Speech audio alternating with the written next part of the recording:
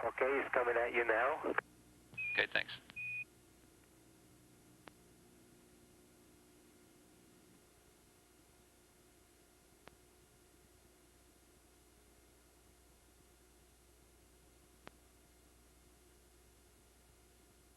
I don't know if you can see the lightning. It was over the last two passes over the African continent, the southern portion of the continent, and of course it was done with the black and white cameras for low light sensitivity.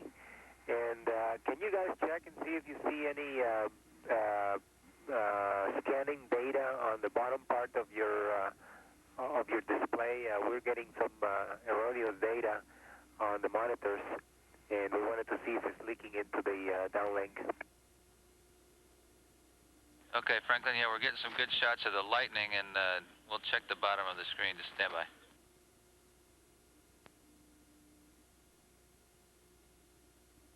Franklin, it looks like that stuff is coming in the downlink too. We're getting some lines across the bottom of our screen.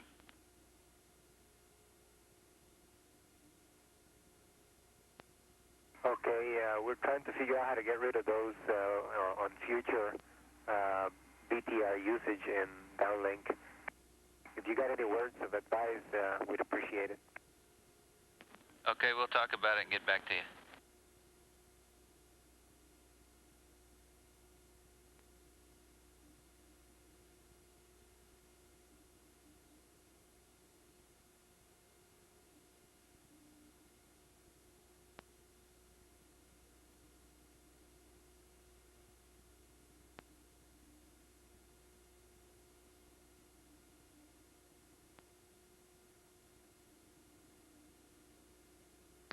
Mission Control, these views are from the D camera aboard Atlantis. They were recorded by the crew on the last couple of orbits, and these again are large thunderstorms and lightning flashes over the African continent.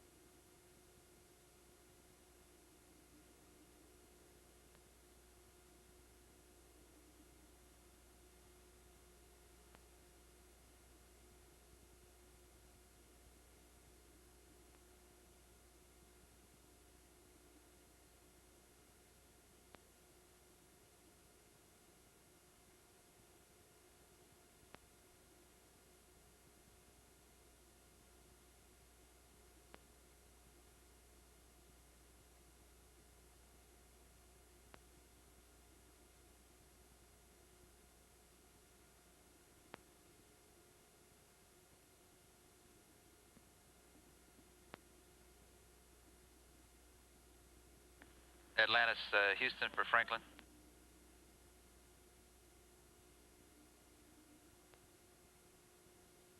Go ahead. Hey, Frank, I just want to let you know that we can clear that data field at the bottom of the screen by going asynchronous. That'll clear it up for us, but not for you. And I have another question for you on SSBUV. On page 3-9 of the payload ops checklist, could you tell us when you took the relay 05 from latent to hot?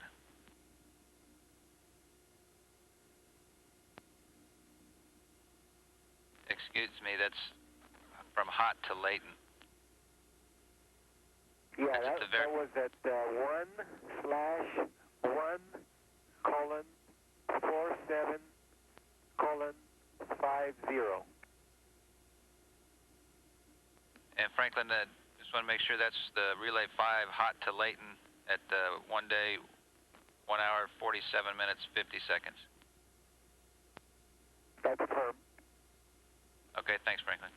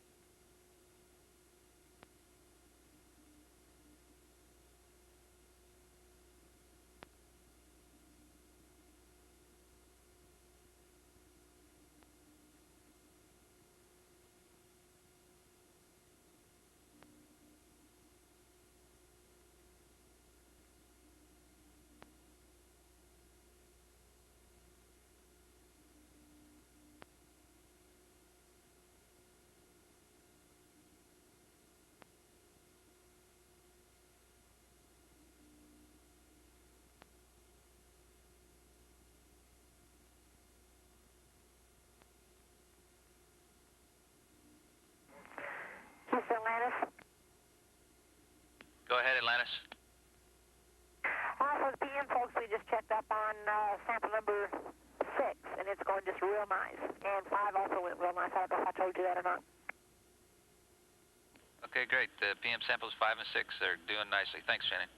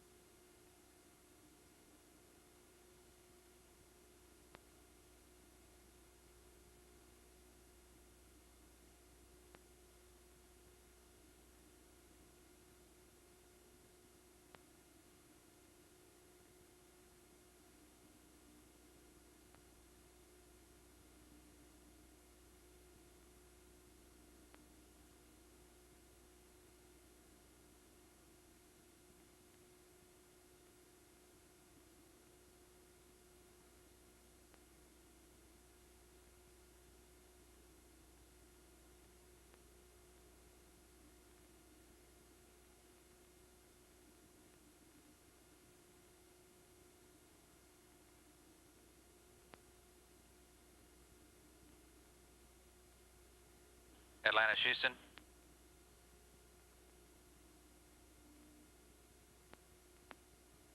Go ahead, Houston.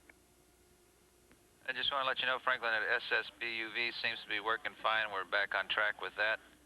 And the Lightning TV that we just saw was really spectacular. We appreciate it. And the MLE passes that that's the best he's seen. We also have 3 tags messages coming up to you. 2 should be on board and 1 should be in the process of coming up to you now.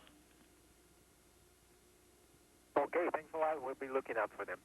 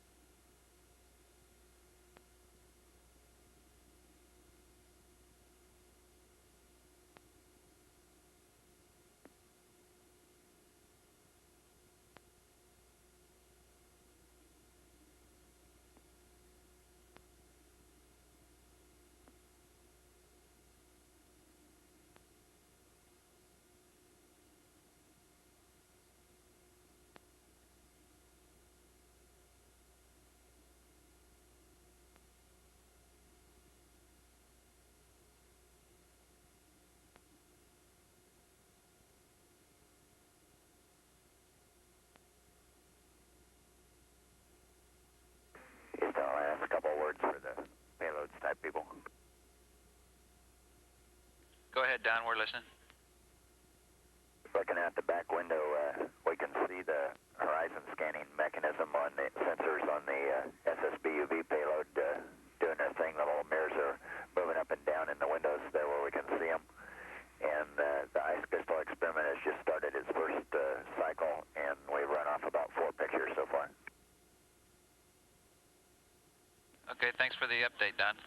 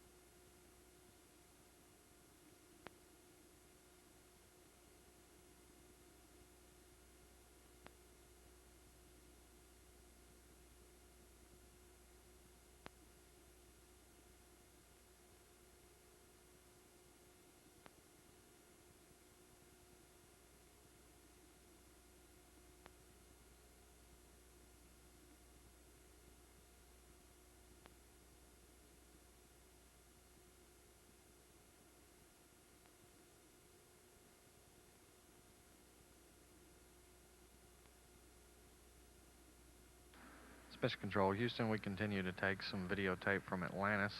It's been recorded on the last couple of orbits around the Earth. These are views of lightning and thunderstorms over Africa. There's been some queries on what those steady lights are that we see even in this picture right there at the bottom of the frame near the orbiter's tail. And the answer is we checked with the MLE principal investigator. He's not entirely sure. Of course, standard either-or explanation is it's either the lights of cities and towns, or it could be fires of one sort or another, and it takes some data reduction for the investigator to know precisely what those are. He's got to overlay that against the ground track and understand the geography of what it is he's seeing in the frame. So we don't know at this point, but we'll try to find out.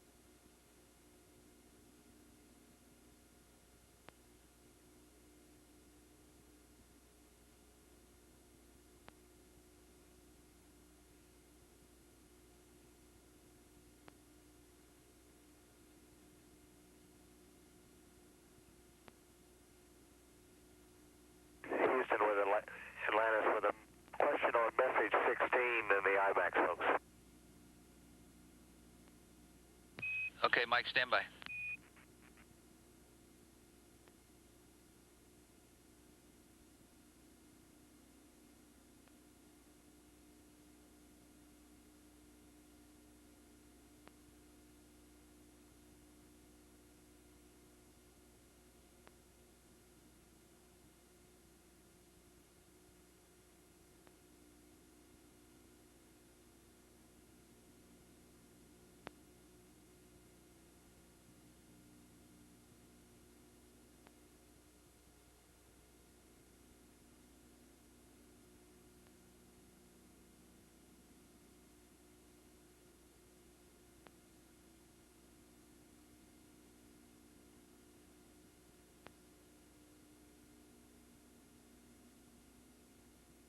Atlantis, Houston, Mike, was that the photo of the Grand Canyon area? Okay, you just answered the question. The quality of the photo was not very good on a GO satellite, and I had calculated that what you were looking at, or what they wanted, was Grand Canyon, and just wanted to verify that. Okay, yeah, that's true. We're trying to get a copy of it from the back room, but we're pretty sure that was the Grand Canyon photo. Yeah, the print didn't come through hardly at all, except for the couple of times, but where those orbits cross is just south of Grand Canyon, and so we're kind of looking at that. Okay.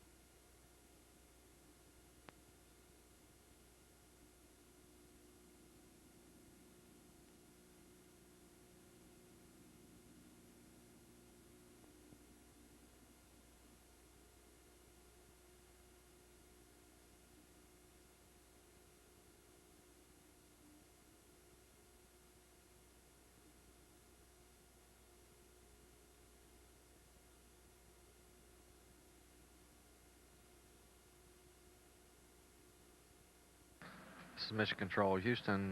We're looking down at the Earth from Atlantis as the vehicle is about to pass over the western U.S., Baja California.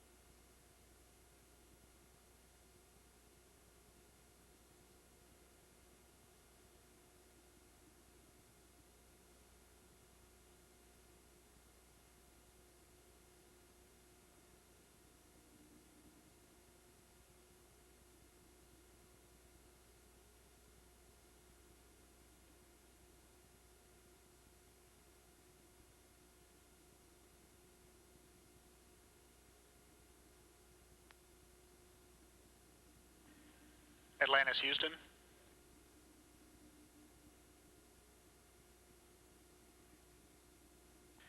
And Mike, we're with you now, voice through a ground site, and we've got good KU through TDRS.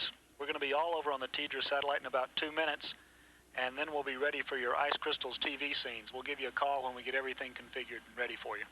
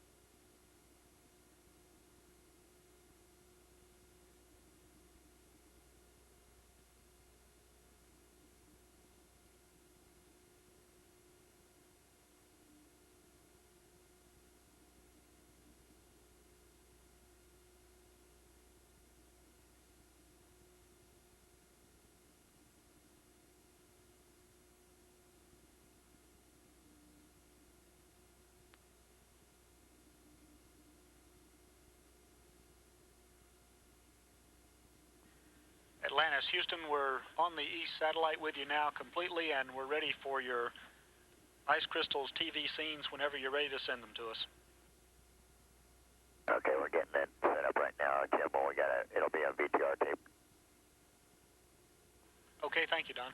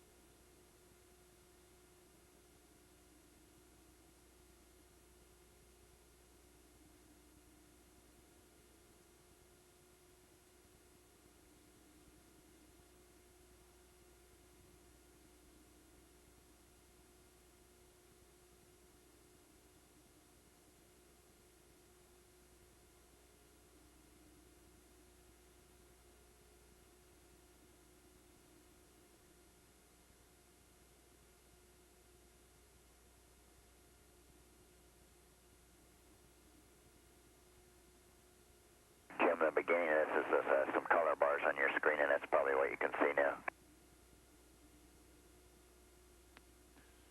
Roger, Don, we just saw them. Okay, and that leads into just a little bit of Earth obs here as we pass across the Pacific somewhere, I believe, and that should be coming up shortly. Okay, we're watching some gray bars right now, and now we've got your scenes over the Pacific. Okay, and this was just a little bit of cloud formation that was on the tape here before we got to the ice crystals experiment. This gives you an idea of where we have it mounted. I told Steve about that earlier this morning. I guess we decided to pick a spot where there would be very little vibration and hopefully the temperature would be fairly constant. There wouldn't be a lot of people bumping into it. So we picked a spot here on the overhead of the middeck. You're looking kind of from the port side of the orbiter toward the starboard side. And large bags in the background. One of them is a return to Houston, and the other one is I think it's probably just a laundry bag. So the ice crystal experiment is hooked to the ceiling with a couple of spring bungees here. The camera mounted on it just above my head, as you can see there. If the reflection isn't too bad off the top of my head. And the experiment itself display is over to the top side, which is kind of where I'm headed right now in order to read out what the display was saying. When we talked to you about it, we had some of the flash and light information there also. I've got my arm around the escape pole that we've got velcroed up to the ceiling in the way there. This may flicker a little bit because of the color and the distance that we are away from it. And I kind of have to block off the experiment in order to be able to get up there and read off the displays. But the camera seems to be operating properly as we talk to you here, passing across part of Mexico, I guess. And down across Yucatan in Atlantis, the ice crystals experiment has fired off about 20 or so of the 30 exposures that are planned for cycle 2. And as soon as that's over, we'll go into the recycle procedure and reload the camera with another roll of film and get ready to do cycle 3 and 4, which will then complete it unless we have some time to run another cycle later. We've tried to look inside the chamber using the chamber light, and the focus on the filament wire where the crystals grow is excellent. It appears to be very sharply in focus. However, we haven't seen any crystals yet, and I don't know whether that's to be expected or not, but we're kind of waiting to see how that comes out after this first round, and then try it again on the second round in the recycle procedures. And I guess you're probably getting pretty tired of looking at my back, but in order to read the display on the ice crystals and to check the settings and to read the temperatures out and all that sort of stuff, I kind of had to get up in front of it here. We'll try and show you some better views of the experiment by itself here as soon as I get out of the way. Okay, and maybe Don, that's the a color little is bit better. excellent. You can get some idea of the relative size. It all fits in one middeck locker with the exception of the camera and some of the accessories that go into there. There's a couple of handles on it so I can hold myself up somewhere near the ceiling there while we're operating the camera and the experiment itself. And it's hooked into the orbiter's power system via one of the middeck overhead outlets.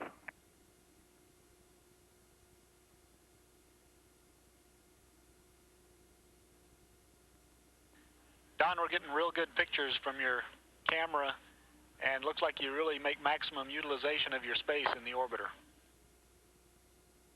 Well, you ought to see the rest of the middeck. It's pretty full of other things, too. Just down below the ice crystals experiment that you have now probably on your screen is the polymer morphology experiment and the retinal photography and blood velocity medical experiments that you'll be hearing more about later, either today or tomorrow. And I apologize for the middeck light on. It's probably blooming a little bit there at the top, but that's the end of the tape on the ice crystals. Okay, thanks a lot.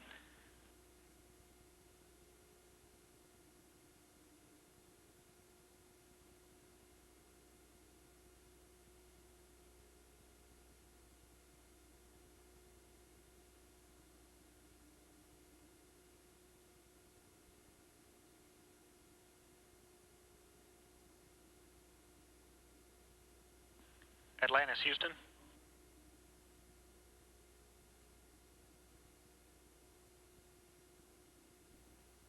Go ahead, Houston. If you don't need the payload bay cameras, we've had a request by MLE to get some shots of northern Brazil and Costa Rica, and we'd like to borrow them for a little while if possible.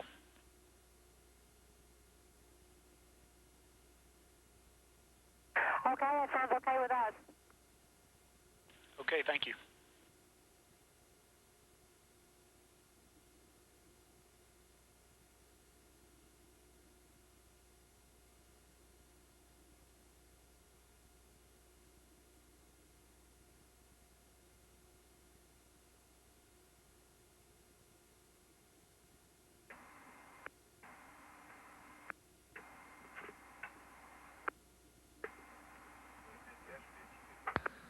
This is Mission Control Houston. We're standing by to take some views out of the payload bay cameras over South America in support of the mesoscale lightning experiment.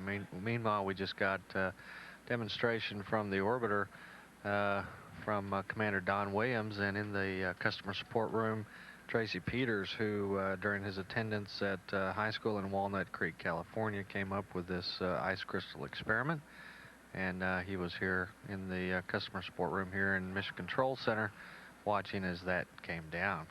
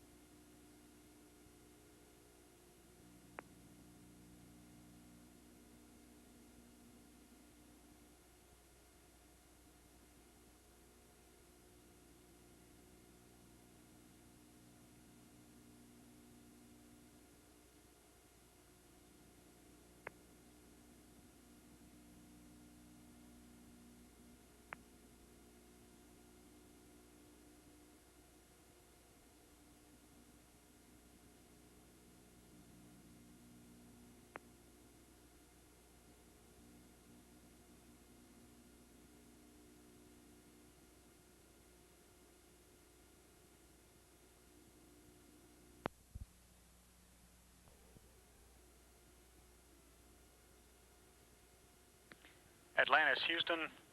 Dr. Meehan passes on his congratulations, says that the photos of the inside of the eye are spectacular, and they can't wait to get the other photographs back from the experiment.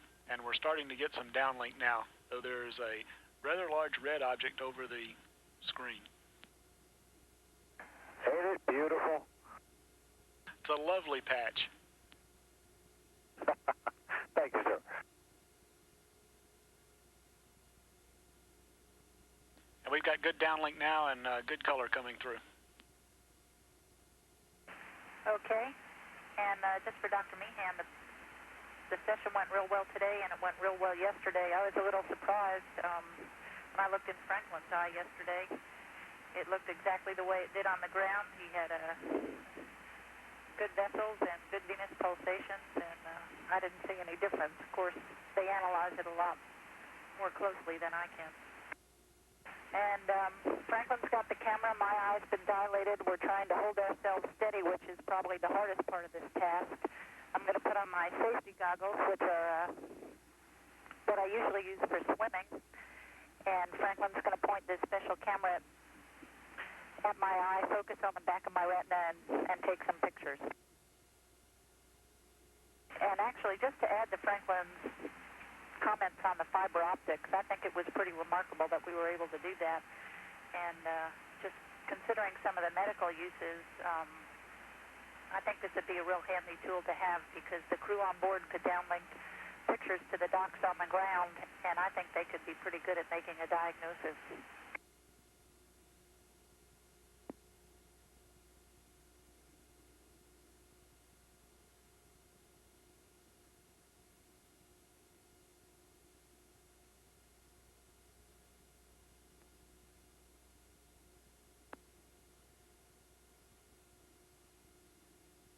Actually worked a little bit easier than it did on the ground.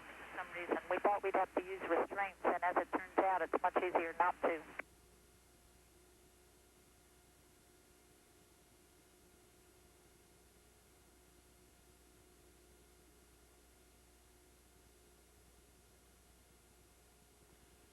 Ellen, are these still photographs that you're bringing back down for study? Yeah, these are slides of the back of my eyeball, and they'll be analyzed to determine whether or not the vessels have changed at all from my pre-flight photos, to see if there's been any leakage into the brain and a little bit of swelling in the brain that might cause some of the symptoms of motion sickness.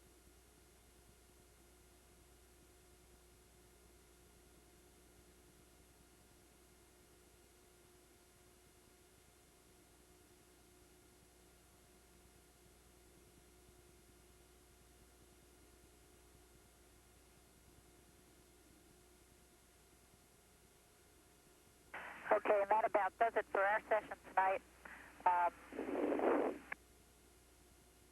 So I think Dr. Meehan will be happy when he gets his film developed. It looked like things went pretty well to us, and I think we have another session on flight day 4.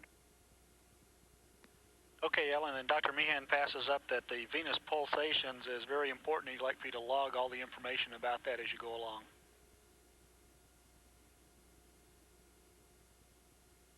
Okay, I'll do that. And if you're done now, we're going to hand over to Dr. Meehan, who's in the customer support room. Okay, and have a good night. Hi. My name is Dr. Richard Meehan, and I'm one of the investigators involved with this medical DSO entitled retinal photography. I wanted to briefly explain the purpose of this study, some of the training that went involved behind training the astronauts, how we plan to analyze the data when they bring back their 35mm slides, and future plans for investigations. This DSO will specifically look at whether there is any evidence that the brain might be engorged or swollen because of fluid shifts that take place in the microgravity environment. One of the unique aspects of microgravity is fluids, instead of sequestering in the lower part of the body, are more evenly distributed toward the head, which may result in some brain swelling. We're looking at whether this might be related to the syndrome of space adaptation syndrome that affects about 2/3 of the astronauts when they first go to space.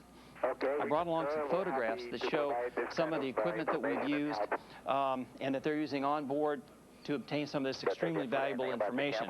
This first photograph shows a device called the Tonopin. This is actually a handheld tonometer, much like the eye doctor uses to measure pressure within the eye or intraocular pressure. Normal readings would be about 10 to 20 millimeters of mercury on Earth, and some of the ground-based studies have indicated this may go up in space. So we hope to learn whether this, if it is elevated in space, will remain elevated throughout the duration of the mission or return to baseline values. And also, having this information will help us interpret the change in caliber of the blood vessels that we'll be able to analyze.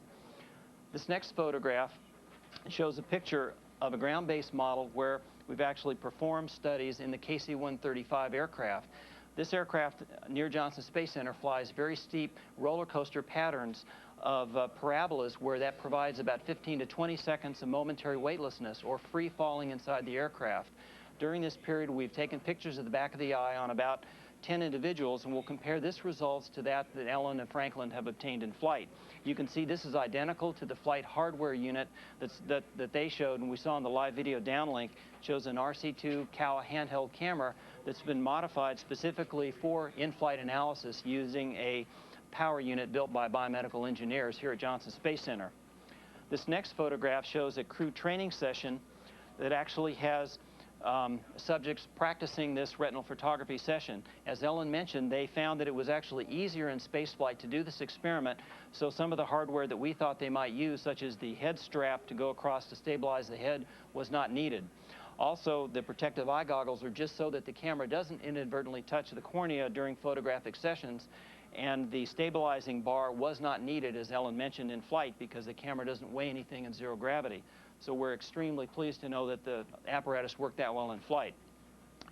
This next photograph shows actually what they see when they look through the camera, what the eye doctor sees when he looks in the back of your eye, and that is all the blood vessels coming out of the center of the eye, the optic disc. The photograph on the left shows the normal blood vessels at sea level, and the photograph on the right is the same individual after that individual spent 4 weeks going from sea level to 25,000 feet. This resulted in the vessels being engorged and swollen, and you can even see in the lower right-hand portion that there's been hemorrhage or leakage of red blood vessels outside this. Now, we certainly don't anticipate seeing that in spaceflight, but this does show that the eye does represent what happens in the brain. Next, I'd like to move to a short video clip that'll actually show how we'll analyze these film strips when they come back from space. This shows an operator using a trackball and a voice-activated command system to identify the vessels for analysis. This is a very precise method that tracks the individual vessel that we've selected and will determine just exactly how wide this vessel is. It's important to have the computer do this because the computer decides where the edge of that vessel is based on changes in gray level values, and using the system we can detect changes as small as 3% in the diameter of the vessel. So we'll find out whether, even though they look the same to Ellen on flight, if there's a 3 or 5% difference, that'd be very difficult to detect looking through the camera. But with this computer process, we hope to be able to determine whether the veins are swollen or enlarged because of brain swelling, or whether there's any evidence of actual having some constriction in the blood vessels because of elevated pressure within the eye. And finally, this shows how this system may be used on a mock-up of the space station. This is a laboratory mock-up, and as Ellen pointed out, this would be extremely valuable capability to have for real-time data downlink transmission of exactly what's going on with an individual crew member who might have had an ocular complaint or may have some symptoms that investigators or flight surgeons want to monitor, just as we did here. So briefly, that's a summary of the experiment, what we hope to learn from this, and we're just ecstatic over the superb quality of images that we've seen already. Can hardly wait to get these back and use this analysis program to find out whether there is any evidence that brain swelling may occur in microgravity environment. So we appreciate the superb job they've done, wish them a very successful and safe landing as well as termination of the mission.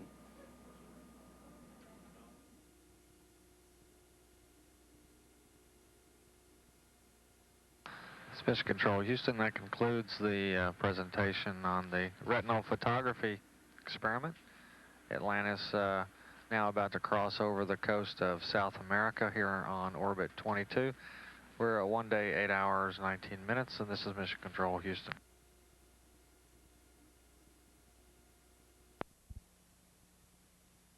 Get some pictures of it this time. As we said before, I don't know if you got it, we'd like for you to use the 40mm lens. We got the 40 on the camera, and we're looking. Okay, and we're ready to copy what you got about the ice crystals. Okay, Jim, when you can get set up for it, we've got some VTR downlink to show you on that. And I'd kind of like to talk to you while we're showing it to you if we can. Okay, we'll let you know as soon as we're ready for your VTR. Okay.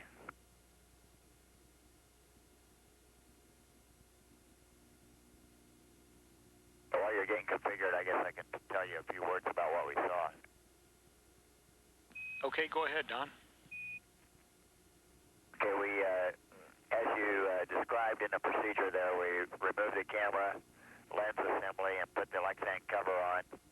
And then we used the chamber light to look inside. The bottom plate is covered with frost. The top plate is all black. And it's very difficult to tell whether it's covered with water or not. And there's almost like a slag heap of ice off to one side of the chamber. And we got pictures of that using the borescope, fiberscope, whatever it's called, thing that Franklin showed you earlier. You're doing retinal photography, and that's what we would like to show you when we can get configured for it. Okay, that sounds like another good use for the borescope device.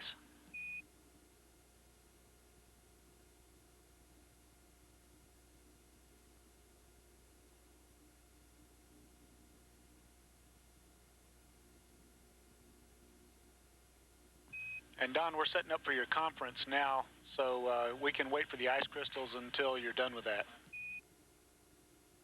Okay, whichever is more convenient for you. We have the experiment in the same configuration we left it now. The camera has been removed and the Lexan cover is in place, and it's still firing away in cycle 4, but I guess that won't hurt anything now. Okay, thank you, and we'll talk to you in just a few minutes.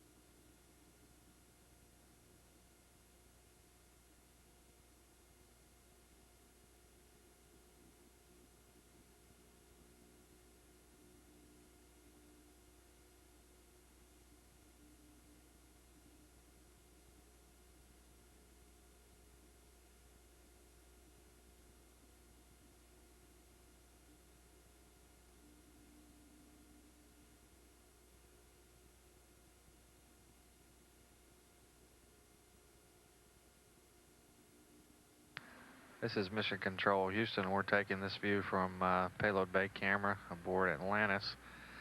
There's Atlantis, and down below we believe is Super Typhoon Elsie. We're sitting here in the control room and looking at what could have been a couple of different cloud formations that might look to us here in Houston as recent recipients of hurricane action, what might be a cyclonic storm, and this looks like it to us.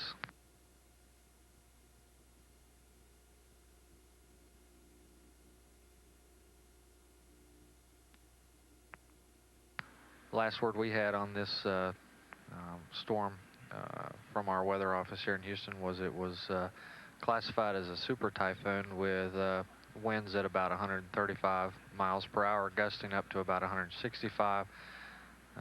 And it was one of a number of storms that hit the Philippines this year.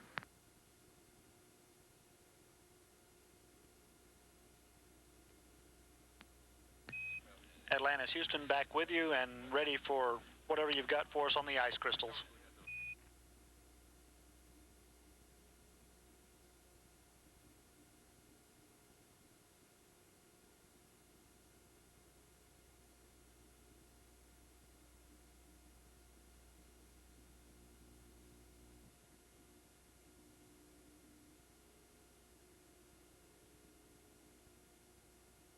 We're now standing by for the crew to dump to us some videotape from the camcorder.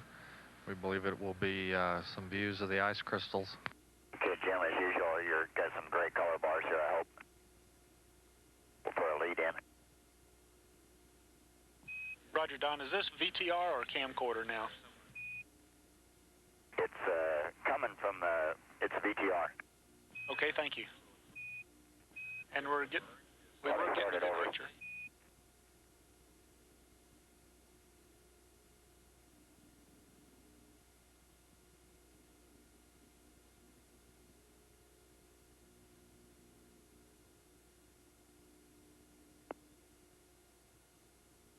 Hey, I'm starting it over here, and it's VTR tape shot with the orbiter CCTV camera, and now you should have a picture. Okay, we have a good picture now. Thank you, Don. Okay, the velocity plate is to the left in your picture. The black plate, or the top one, is to the right. The wire should run directly through the center, and the sort of slag that I was telling you about is right at the bottom of your picture there. We're going to try and move it around just a little bit so you can see it, and this is using the fiberscope.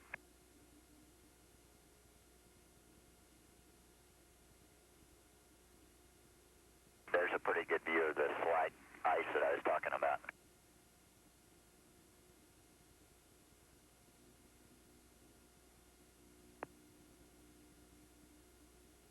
Right.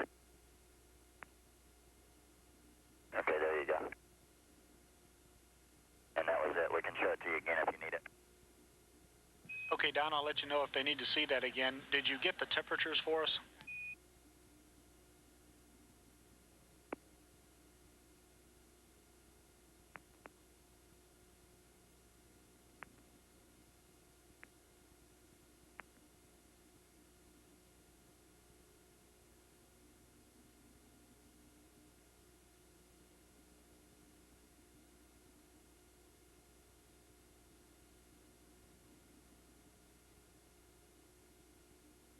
Atlantis, Houston, we're back with you. And Don, did you record the temperatures A and B for us? Yeah, I've got those. Just a second. And did you get all the video? Yes, we did, and looked pretty good. And the back room's taking a look at it now, and we'll let you know if they need to see that again. Okay, sounds good. And like I told you there before, we talked to Richard. The experiment is currently configured with the Lexan cover on it, still shooting away through those last steps in cycle 4. Okay, temperature A was plus 1.9er, and B was minus 26.1.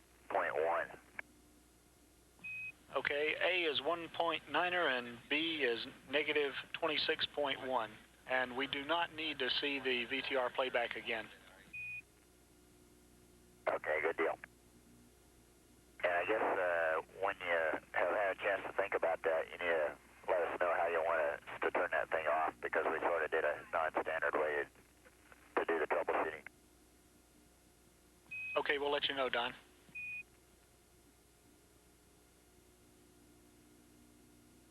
And just for info, the Inco got a real good shot of the Typhoon before we came up and saw your VTR.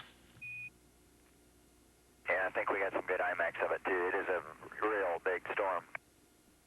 That sounds real good.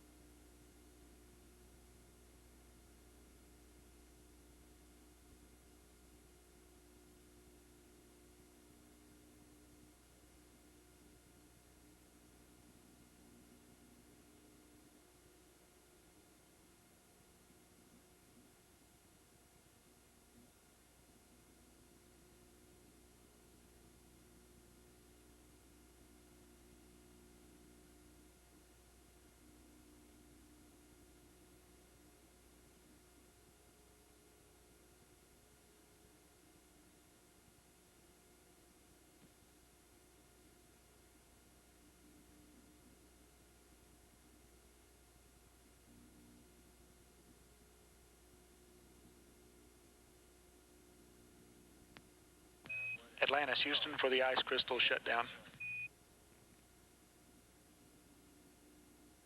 Go ahead, Jim. Don, we'd like for you to remove the Lexan cover and replace the lens, and then do a nominal shutdown, and do not pull the circuit breaker.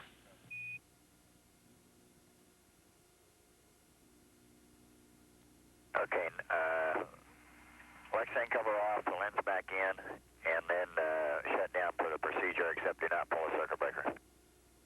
That's correct, Don. Okay, we'll put that in work.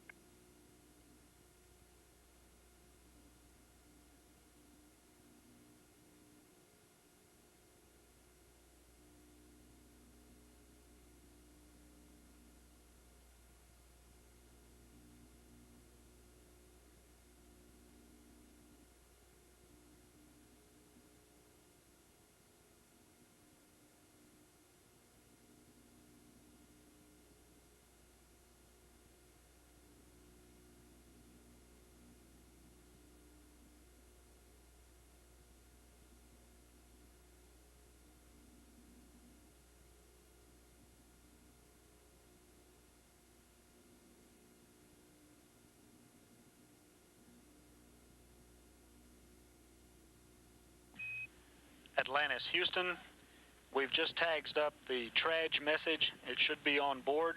We'd like for you to take it out of the tray, but leave the other pages so we can continue with the DTO.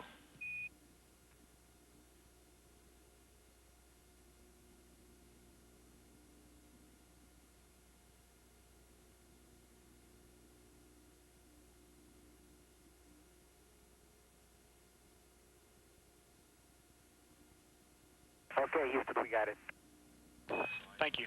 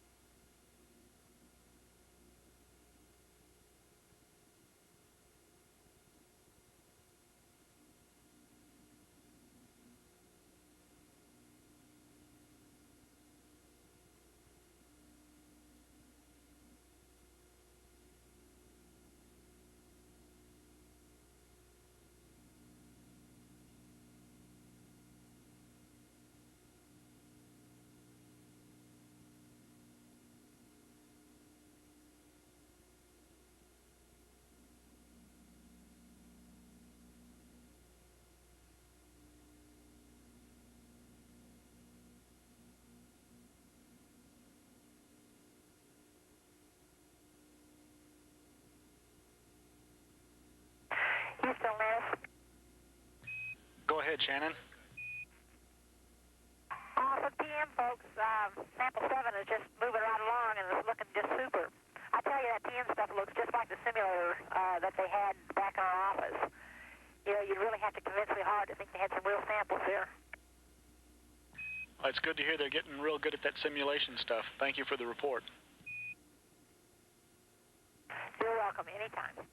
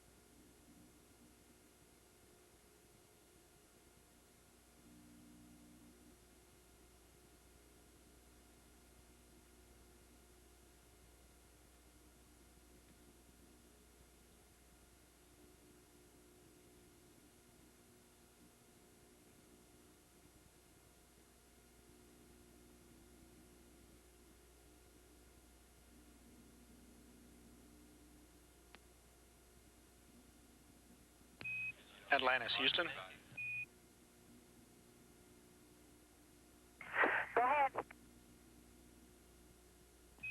We're wondering if you're going to have any TV scenes for us at about 9:15 per the flight plan so we can get set up for it. Stand by one.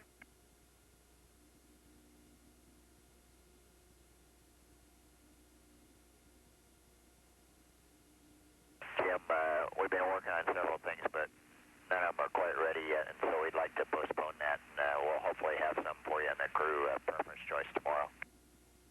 Okay, Don, that sounds fine. We'll be ready for it then.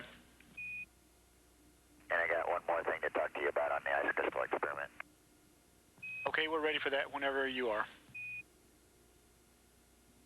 Okay, I just, just got down here into the mid deck, and it had finished cycle 4 as planned there. So the display was reading test done, continue, yes or no, which is what we expected it to be reading. And so at the top of page 5-9 for step 1, I pushed the no push button once, and a display came up with SSP initialization for a few seconds, and now it's got the cooling message on the display line. Okay, Don, we have a good copy on that.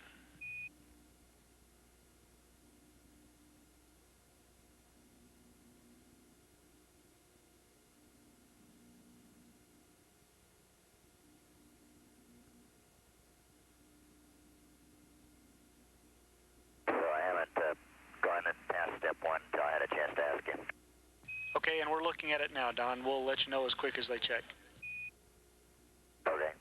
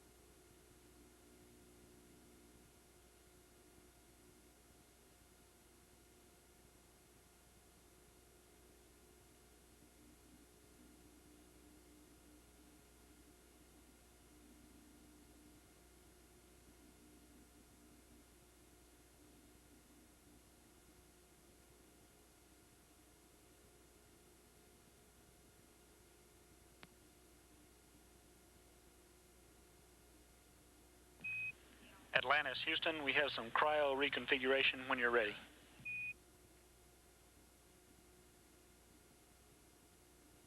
Ready to copy.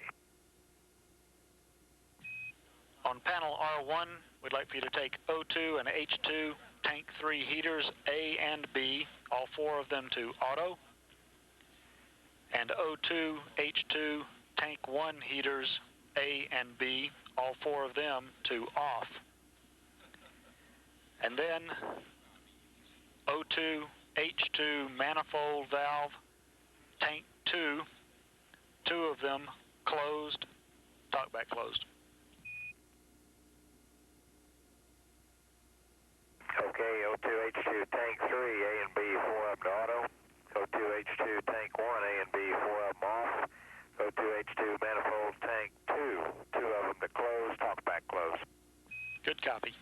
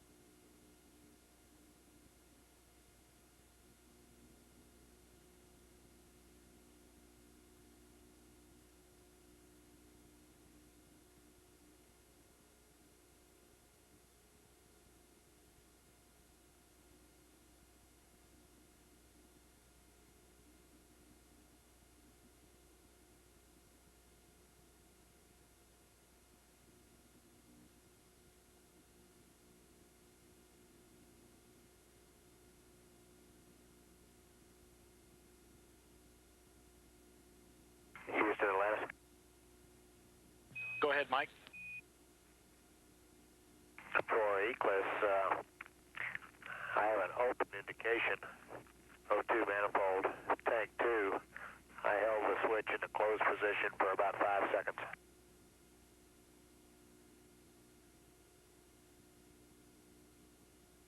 Good copy, Mike, and we're looking at it.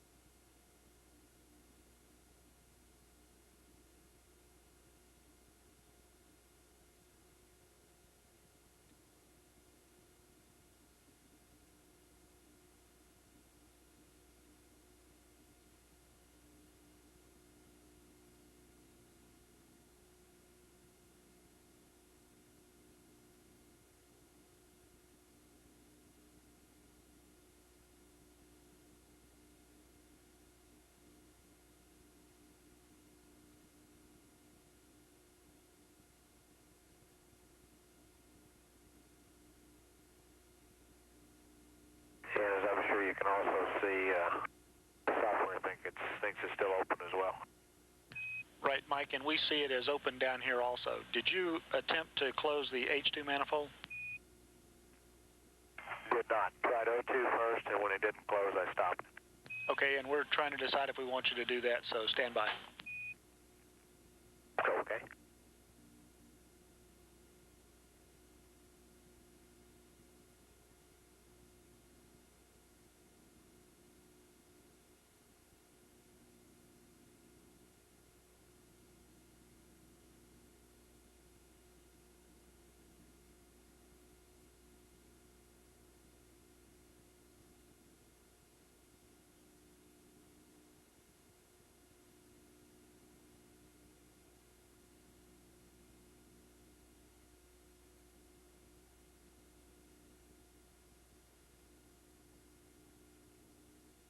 Atlantis, Houston, on the ice crystals, we'd like for you to just complete the stow procedure on page 5-9.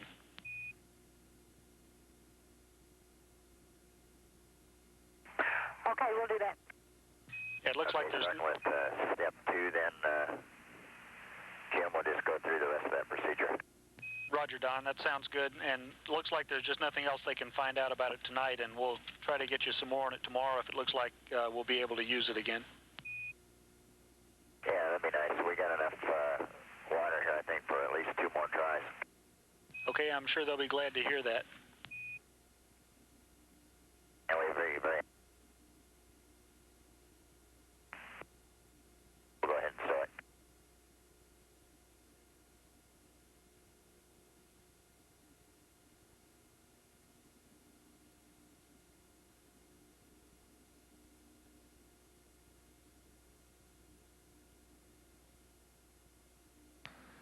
Mission Control, Houston, a couple of notes. The weather office here at Spaceflight Meteorology Group tells us that Super Typhoon Elsie, which we viewed a few moments ago via the cameras aboard Atlantis, has speeds right now measured at 103 miles per hour, gusting up to about 125. It has weakened some since yesterday. However, the storm passed over the Philippine island of Luzon today, and the expectation is that once the storm is back out over open ocean, it will reform and grow somewhat stronger. Also, the Crew Choice television that had been tentatively scheduled for this rev, the crews asked that we put that off till tomorrow, and of course we'll do that. So we aren't anticipating any more television at the moment, although it's always possible that we may be taking some unscheduled Earth views as we go around the world.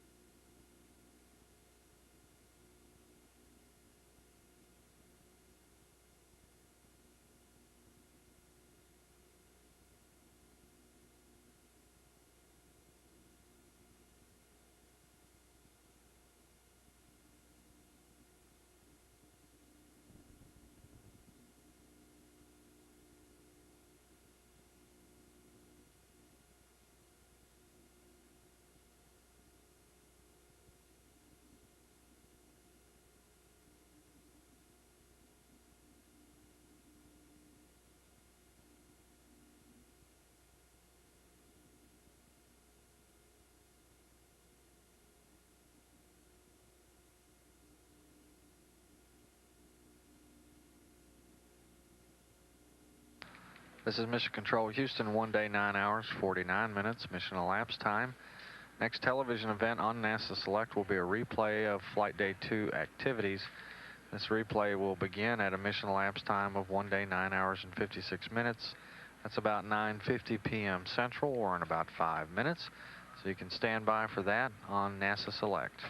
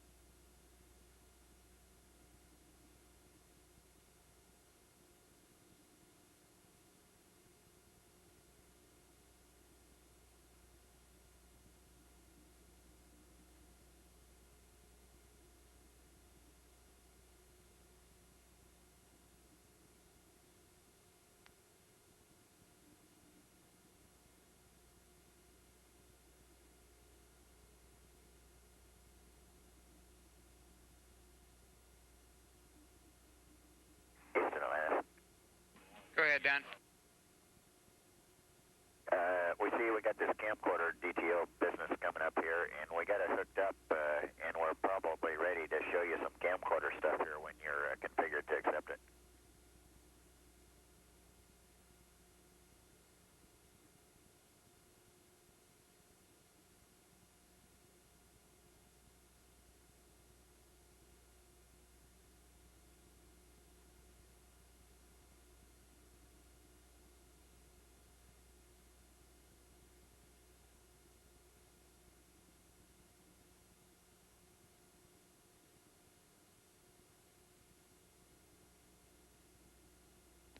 Linus Houston, Don, we're going to go into KU blockage here pretty soon, and we'll be handing over to these TDRS fairly soon, too. When we get back out of blockage, we'll give you a call for that camcorder DTO. Okay, any idea how much time that'll be? Now, they're working on that right now. And also, I got a question for Shannon. We'd like to know what cycle we're in. We think we should be still in cycle 1 on ice crystals. And before she does anything else with ice crystals, we have a note. Cycle 1. Okay, great, Shannon. Before we do anything else, we've got a note on the ice crystal experiment when you're ready to copy.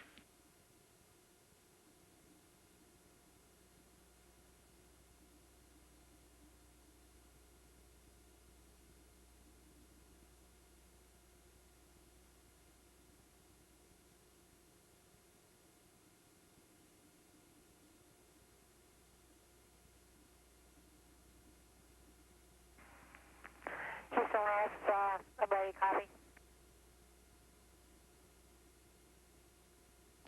Shannon, at the end of cycle 1, we'd like to add additional water through port alpha onto the warm plate until it's completely wetted, or until you've injected 5 cc's. If at that point the plate is not wetted, then shake the experiment as we did earlier, and then go ahead and advance to cycle 2. Should we get a message, and we're not sure that you will, but if you get a message, camera out of film, go ahead and enter yes to remove the camera and lens and replace the Lexan window and proceed.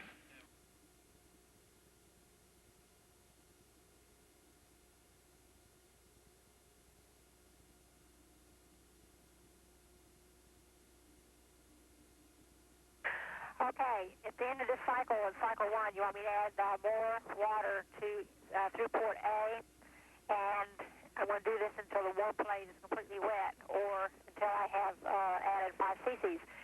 Now, there might be a message that says camera out of film. If it asks that question, I'm supposed to answer yes, and then I'm supposed to take the camera out and put the Lexan window in. I didn't understand that part.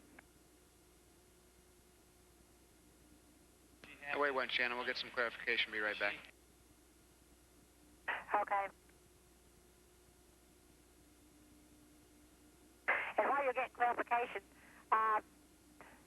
when you add the water, you can see it better if the, whether it's wetting the plate or not, if it's the Lexan window is in there instead of the camera. So when I add the water, do you want me to take the camera out before I do that and put the Lexan window in and look at it while I add it, or look at it through the camera view finder to see if the other plate is covered?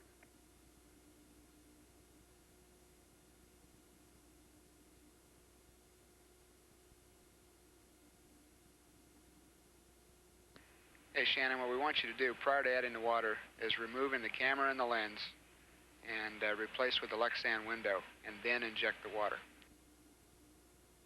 Okay, I'll do that.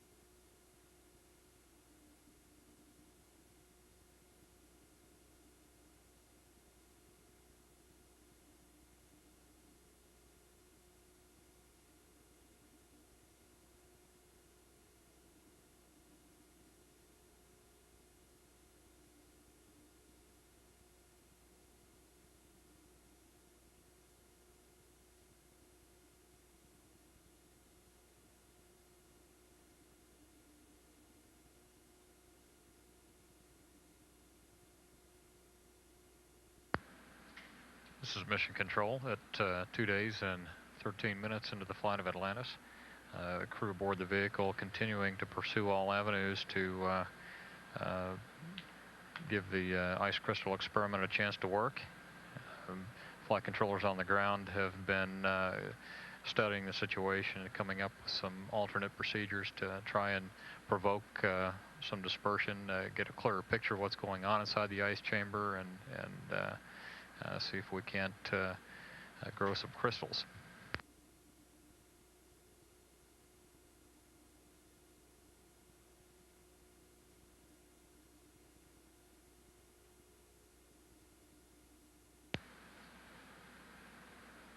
We have passed into a period of KU band antenna blockage during this pass through the tracking and data relay satellite system range. When we return to KU band antenna line of sight pointing and can bring KU band television back down from the vehicle, we're hoping to look at some camcorder views of possibly mesoscale lightning activity in the atmosphere below and a VTR dump. Again, our next television event is some unscheduled TV coming up later here on Orbit 33 when we clear the KU band blockage, which we expect will be some camcorder recordings of possibly some mesoscale lightning activity in the atmosphere of the Earth below. Atlantis currently at an altitude of 170 nautical miles, or 179 nautical miles, just beginning the ascending node of Orbit 33 over the Pacific Ocean.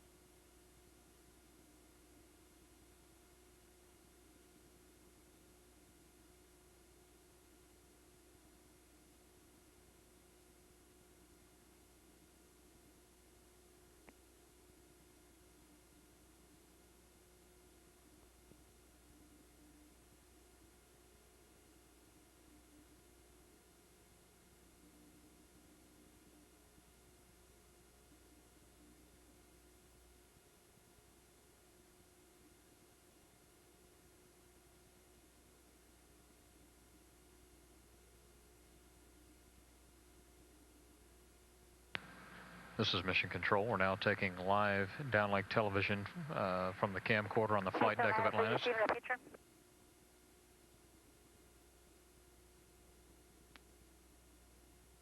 Atlantis, Houston, say again. Are you receiving a picture? That's affirmative. We've got it. Looks great. The clearest picture that we've seen today. Were the others not clear? Yeah, we had some lines across it, but whatever was causing that is gone now. Looks beautiful. Okay, that sounds okay. Okay, we're zooming in on the resolution chart. This is that DTO thing. We see that, and it looks like you're pretty much in focus. Okay. Now we're shifting over to the color pattern.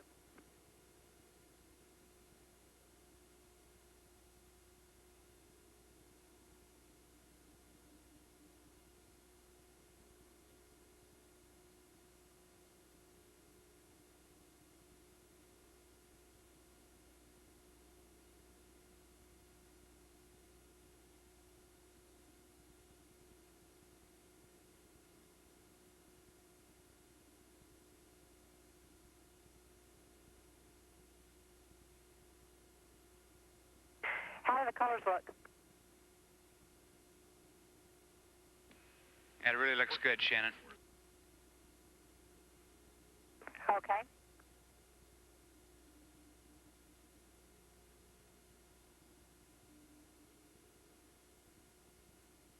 Atlantis, Houston, can you verify that the tags tray is empty?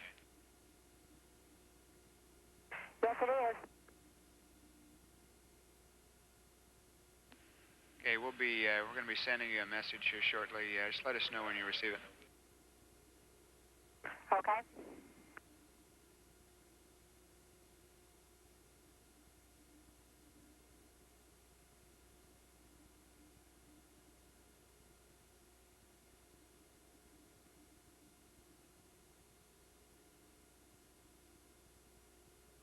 Atlantis, Houston, with a clarification on the Rev 33 MLE pass for Ellen.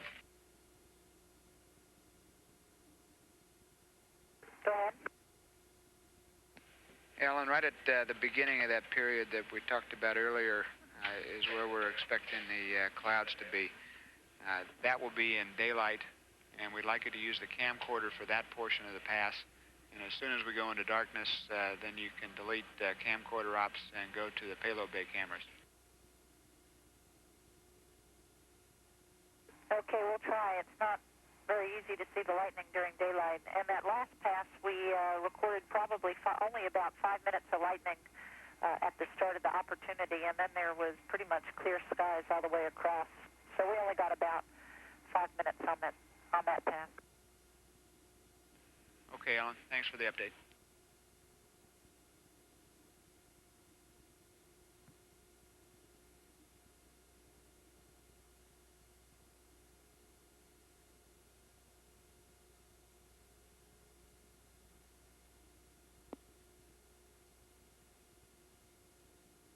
This is Mission Control, continuing to take some live downlink television from the camcorder on board the flight deck of Atlantis. Currently in the field of view in the foreground, Mission Specialist Shannon Lucid. Just behind her, Ellen Baker.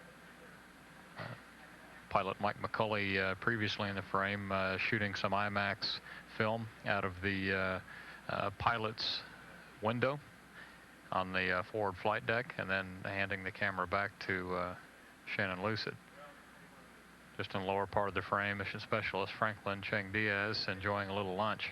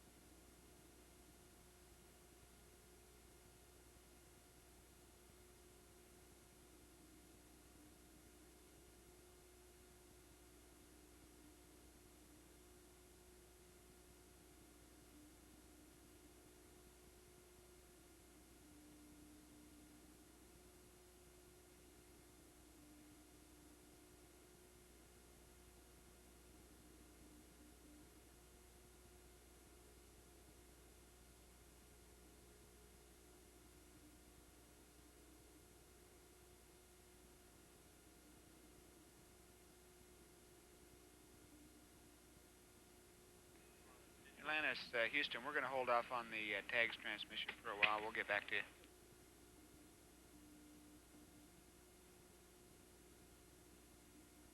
Okay.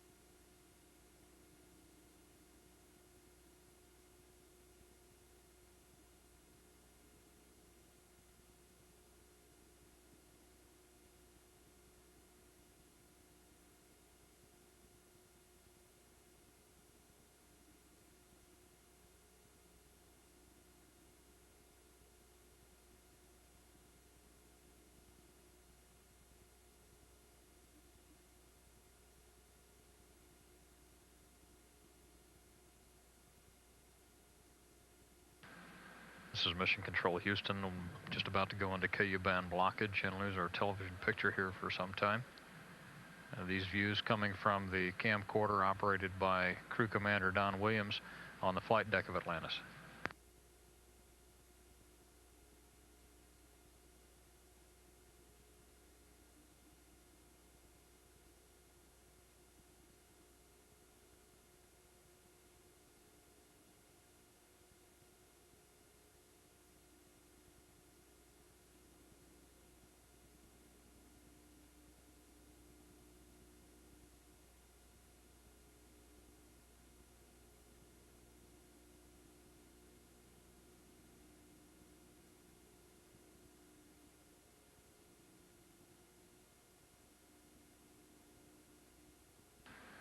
This is Mission Control Houston.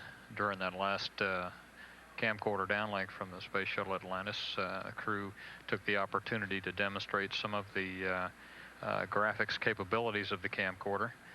The rustic graphics depicting the flight crew patch. Atlantis, Houston for Mike.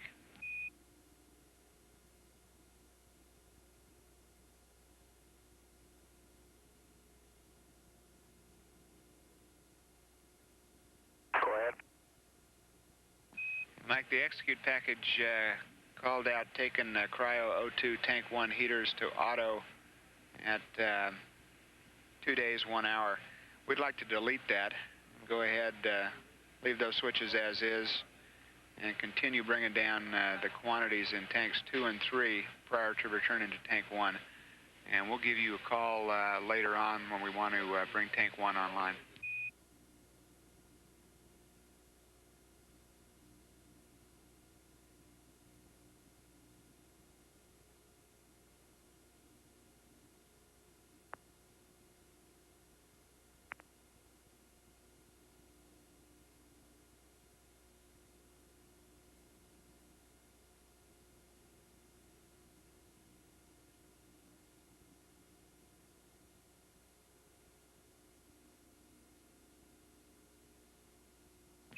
Atlantis, Houston, we dropped out there for a minute. You copy the last transmission? We copy. Delete that call out for the cryo tank 1 heaters.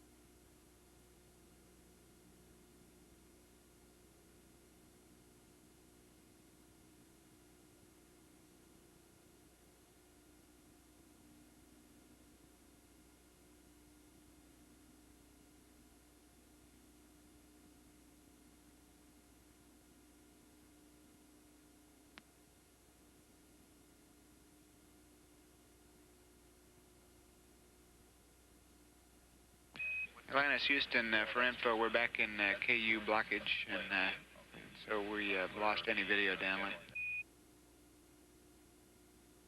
Okay. Can I copy the deletion of the call out for the cryo tank 1? Okay, thanks, Mike. We're kind of going in and out of off the nose here as far as Teeter's coverage.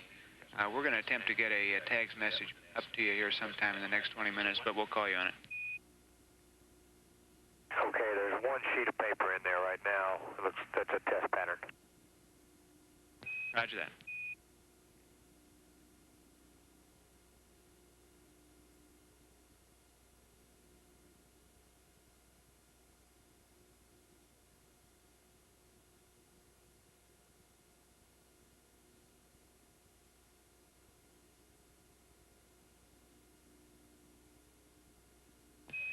Atlantis, Houston for Shannon.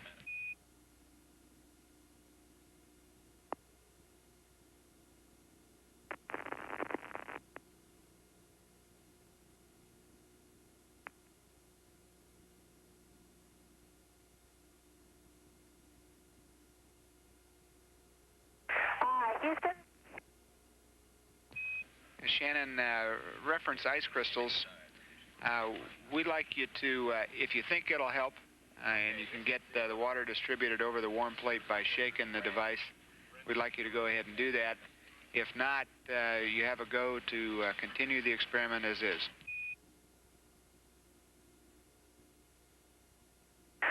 Okay, I'll tell you what it's looking like right now. The water, as I said, I shook, and I really shook, and the guys from upstairs came downstairs because they thought that something was falling apart. I mean, I really wasn't shaking it hard enough, so don't worry that it hurts the experiment. It's just that it was rubbing against the ceiling, you know, and everyone knew I was shaking. But now I'm looking in the window, down on the bottom. Not only that, right now there are a few crystals, you know, crawling up the wire. I see two, like, little long crystals sticking out, and there's a few more little crystals that are sticking out. Now the water, the top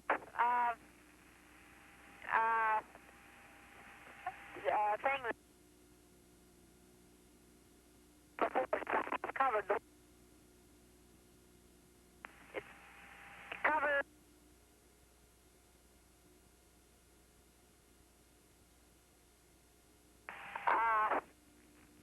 It looks like, well, and they're just not on the very front part. But actually, I think what I should do now is put the camera back in and see and start up cycle 2 and see if we can't get some of these crystals that are on the wire right now.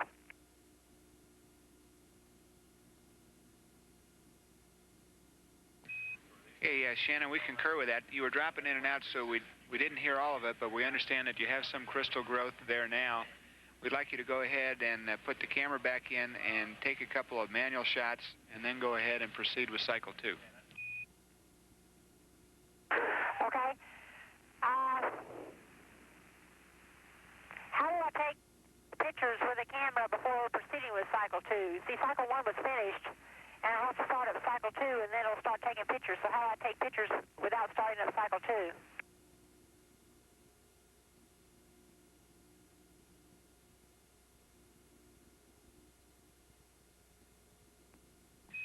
Atlantis, Houston, Shannon, we're checking on that, and we'll be back with you in a minute.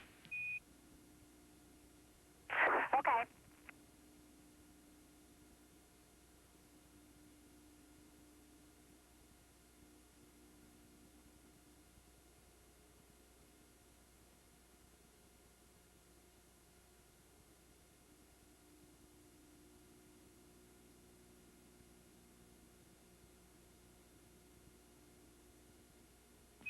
Atlantis, Houston, the experts are saying that if you insert the camera and then just press the shutter, that will take a manual photograph. And then go ahead and start cycle 2. I'm sorry, I do what to the camera?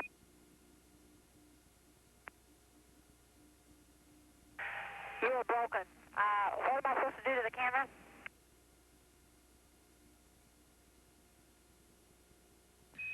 Hey, Shannon, what we'd like you to do is go ahead and insert the camera, and then depressing the shutter will take a manual photograph, take a couple of shots that way, and then go ahead and start cycle 2. Okay.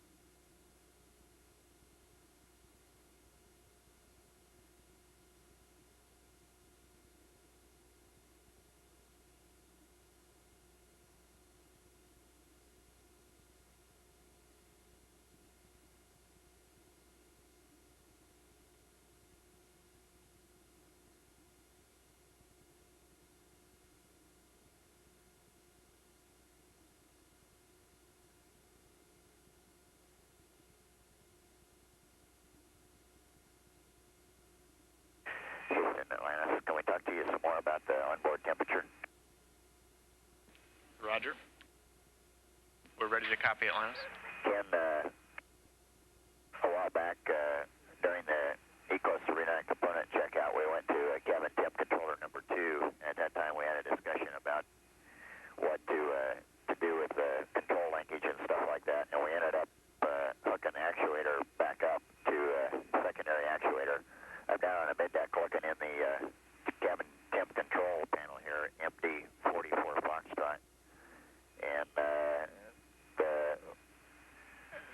actuator is driven at the full cold, and it's holding it there, and it's been that way ever since I pinned the lever to it, and it's getting a bit nippy on board. So if this thing is not going to work in the auto mode, we'd like to go back to the manual mode so we can control the temperature. Roger, stand by. We'll get right back to you. Okay, we may be able to send you some TV of what it looks like, but the ECOMs are very familiar with how this thing works, and we talked a little bit about that yesterday, and the primary wasn't working, and Steve and I talked about using the secondary for a while this morning to see what would happen, and that's about where we are as of now. Roger, I understand, and it looks like we may have to go manual, but I'd like to take another couple minutes, and we'll get back to you. Sounds good to us.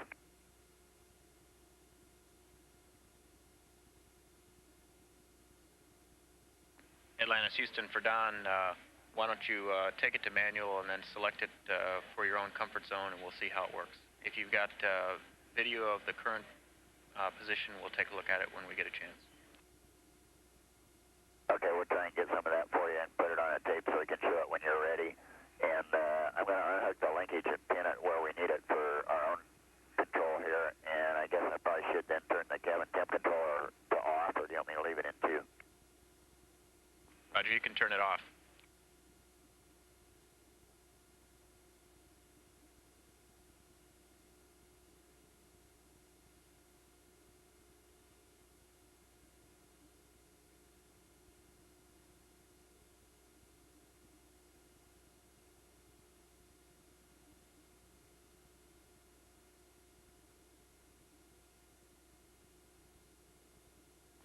Atlantis Houston, we think that jam light on the tags is a false jam, and we're going to clear it with an advance. Okay, we copy. We'll keep an eye on it.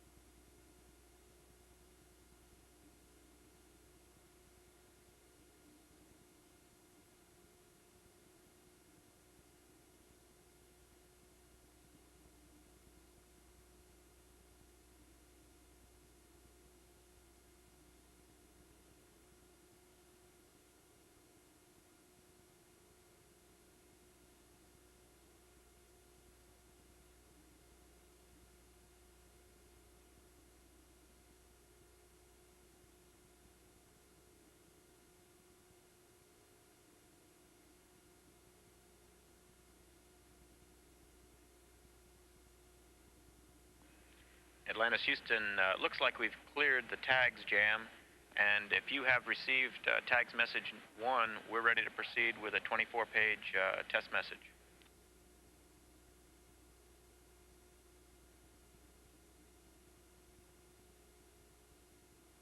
Okay, Ken, we've got that first message in there. We'll clear the tray, and you guys can head on out with the DTL.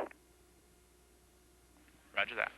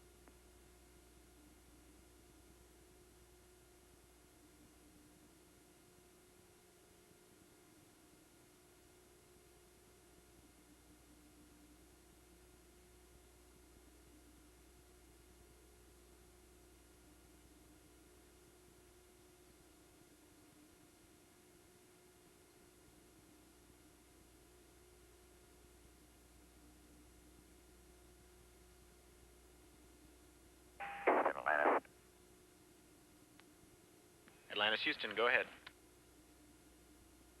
Yeah, Ken, we've cleared the paper tray, received the tags, the reading's 32, and we've got the temperature controller in the low, in the manual range there now, and it's warming it up nicely, I think.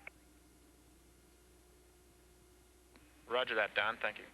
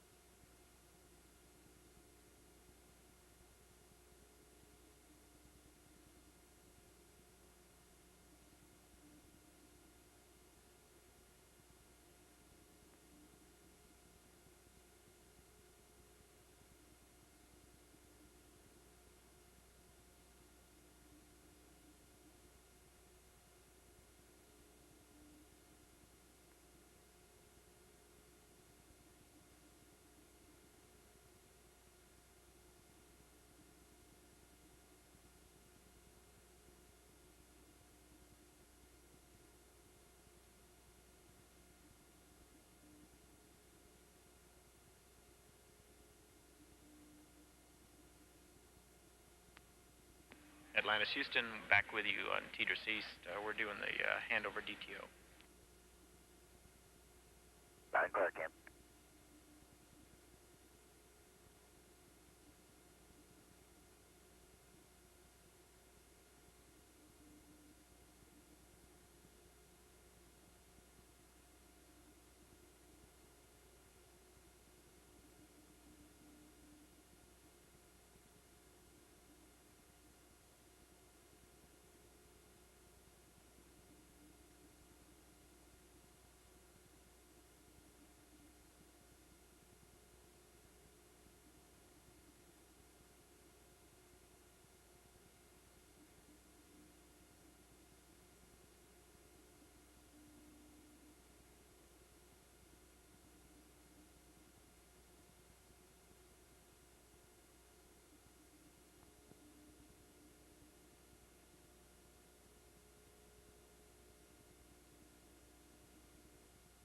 On its orbit about the Earth, and this split screen, actually there are 4 pieces of imagery here on this screen, shows us just different representations of the Earth and the vehicle's track about the planet.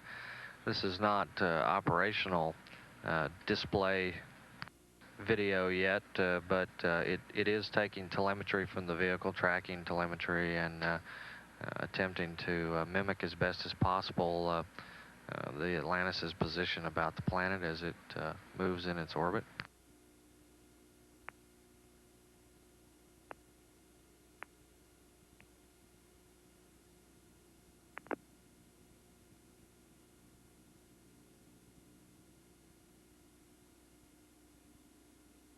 On this rev, Atlantis will pass out over the South Atlantic, cross the African coastline, over South Africa before passing on to the zone of no coverage through the tracking and data relay satellites.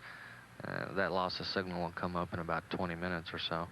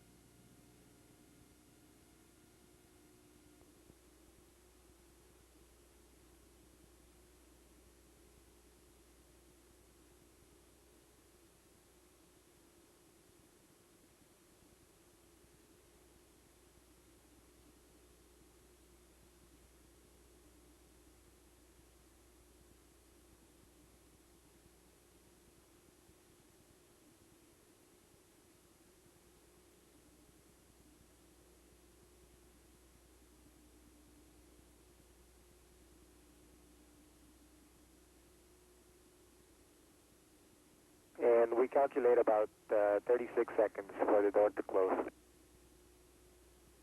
Okay, thank you, Franklin. We got that, and the TV was great. Thanks.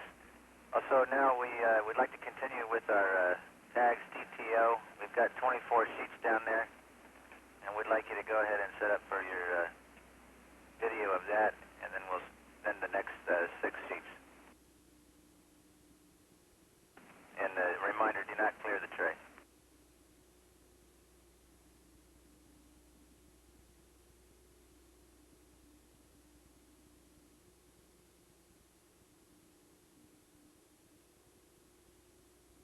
Okay, Mike, putting that in work right now. All right, thanks, Don.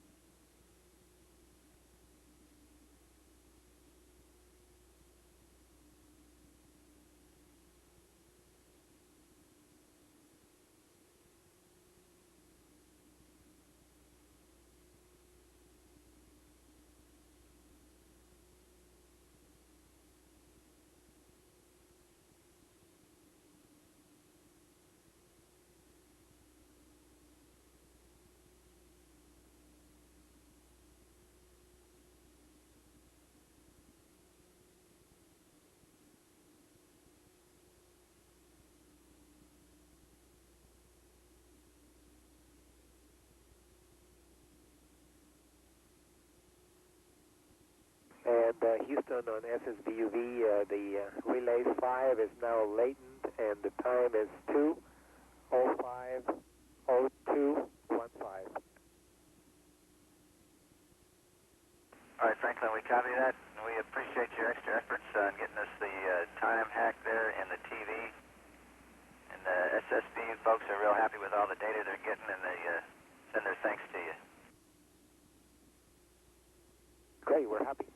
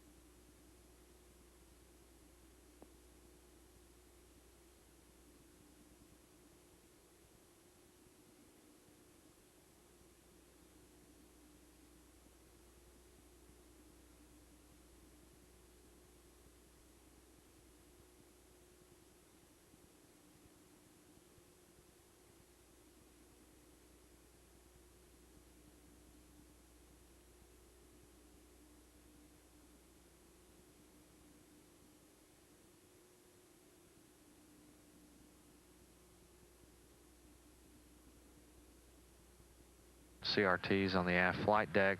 All of that should buy about 1 kilowatt.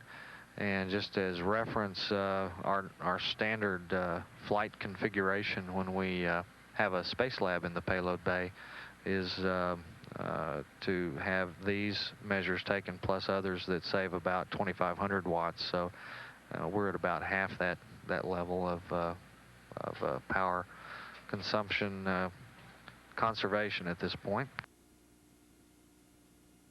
We're now at 2 days, 5 hours, 37 minutes. Atlantis is out over the southern Atlantic, and this is Mission Control, Houston.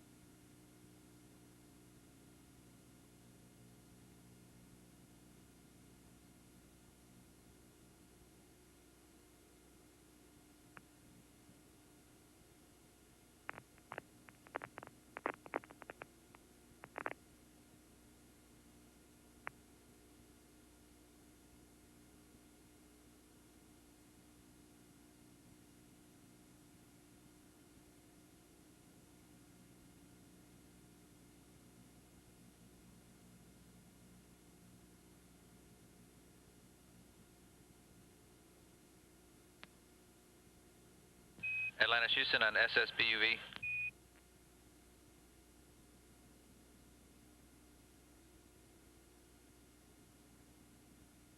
Go ahead. Roger, the next Earth view sunrise has changed slightly. I'll update it for you. It's 6 hours, 1 minute, 23 seconds. Okay, 6 hours, 1 minute, and 23. Roger, good copy.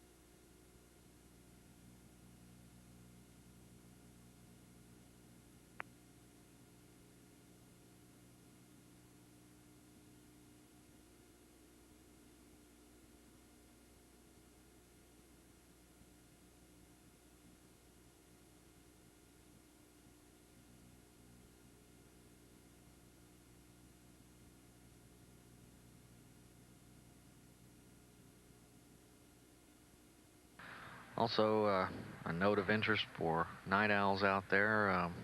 About 4 a.m. this morning, Houston time, there will be a launch out of the Cape, an expendable launch taking place out of the Kennedy Space Center area. And at the opening of the launch window for that vehicle, the ground track predictions are that Atlantis would be passing nearby overhead. The crew will be asleep at that time, but the plan for the planning shift folks is to see if they can't swivel some payload bay cameras around and try our luck at capturing a launch from Atlantis' eye view, 160 nautical miles above. SSBUV. Go ahead, Franklin.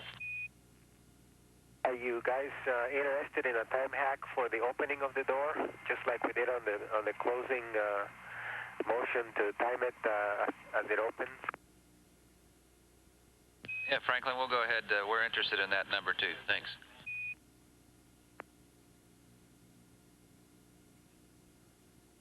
Yeah, Franklin, you can go ahead and just time it. I don't think we'll have KU coverage at that time. Okay, I'll time it and tell you how long it takes. Okay.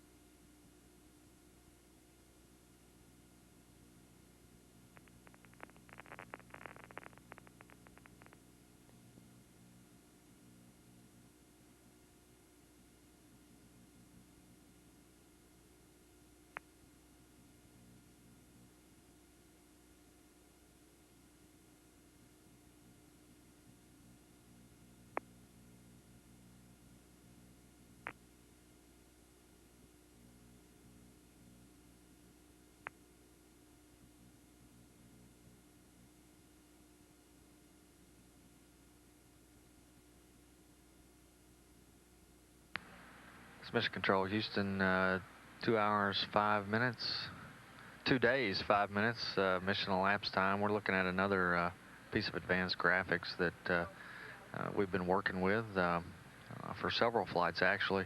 This is the first mission that we've been feeding these kinds of displays into Building 30 and driving the orbiter ground track display with real telemetry.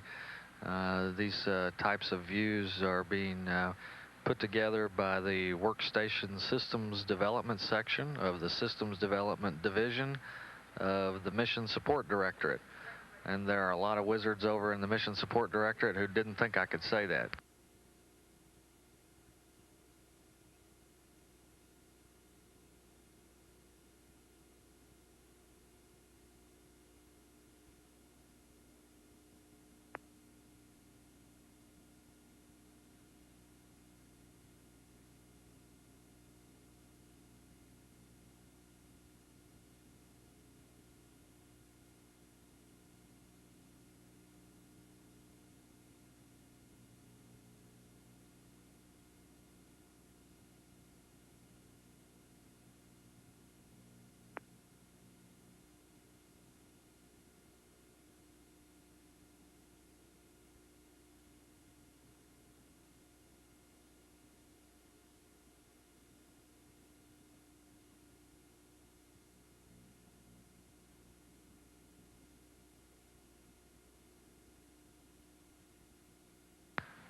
This view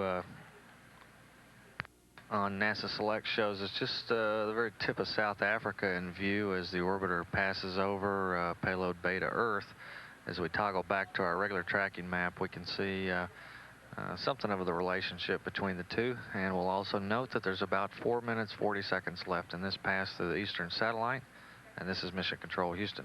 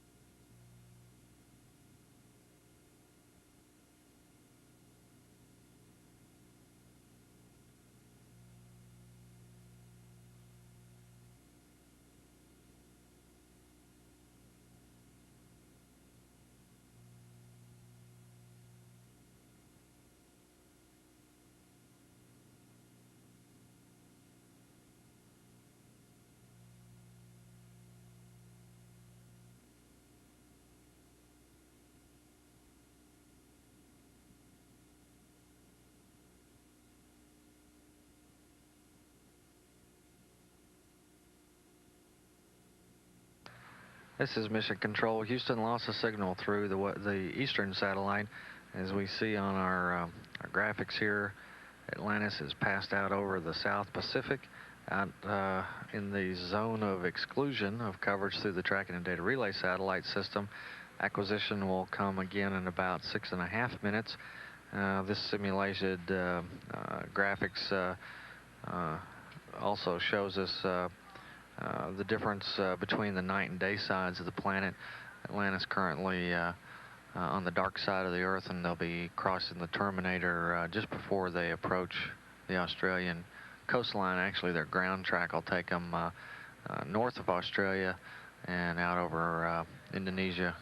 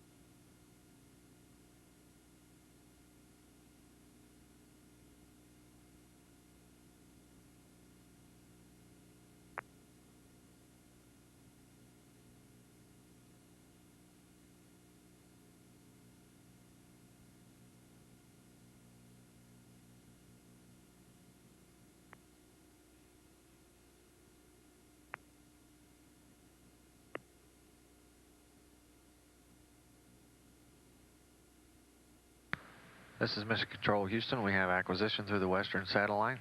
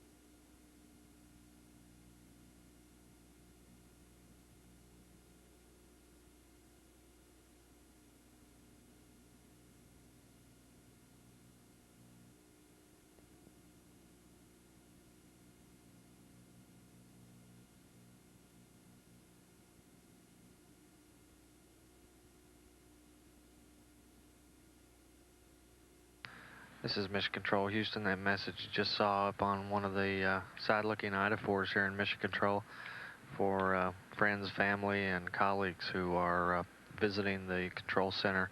There are a couple hours reserved each day for friends and family to come by to the viewing room overlooking Mission Control and watch over the flight controller's shoulders.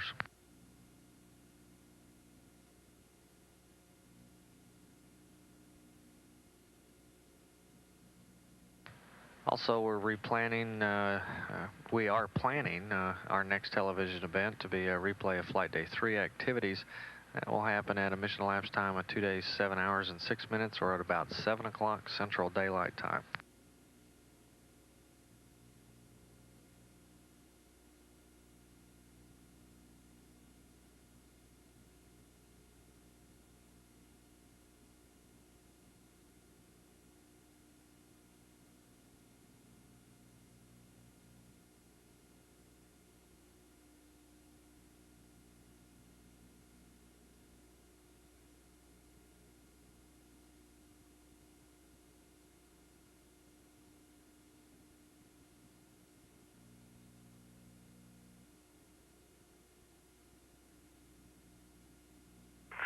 Atlantis, Houston.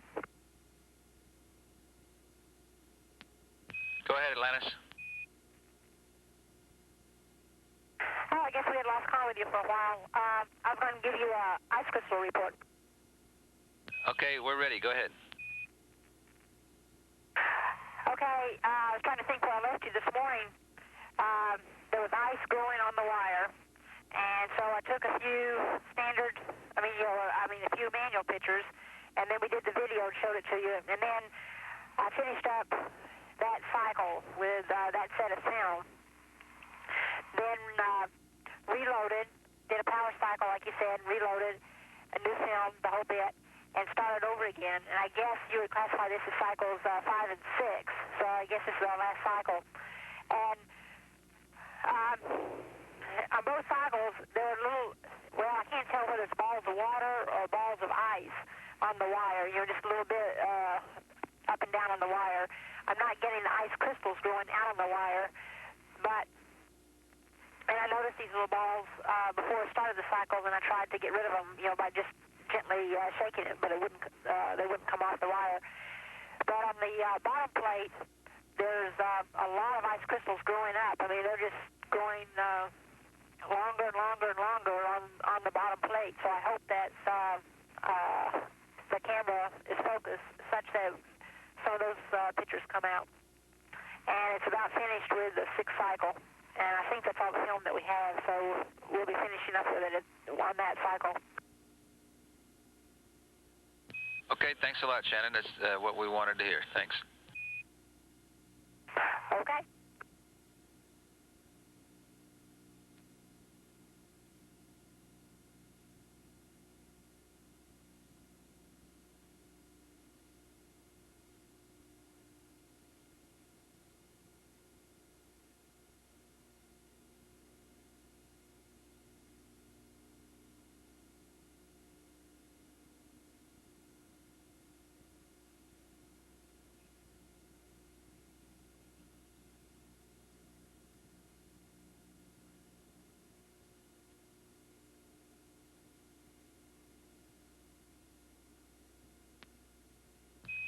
Atlantis, Houston for Shannon.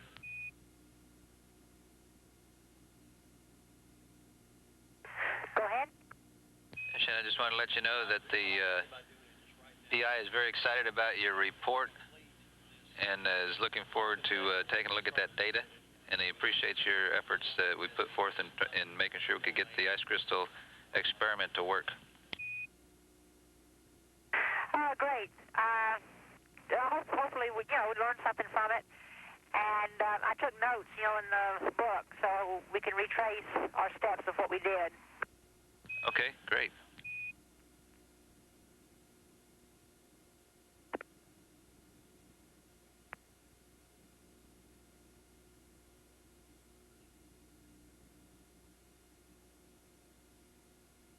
Atlantis, Houston, just to let you know we've got a new orbiter and new teeter state vector on board. Okay, we appreciate that.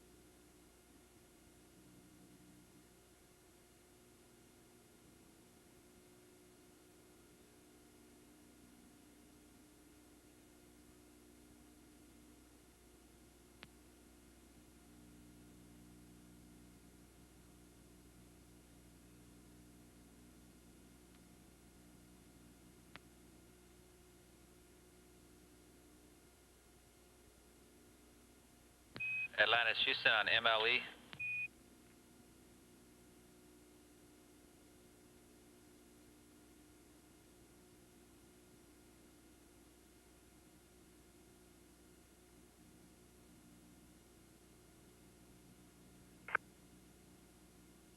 Go ahead, Houston, MLE.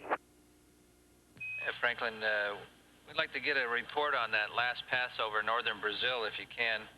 If you could give us that and let us know if you took any video or not. Yeah, we got both 35 millimeter and VTR. Does the activity warrant another pass? We're thinking about giving you some more numbers for this coming up pass.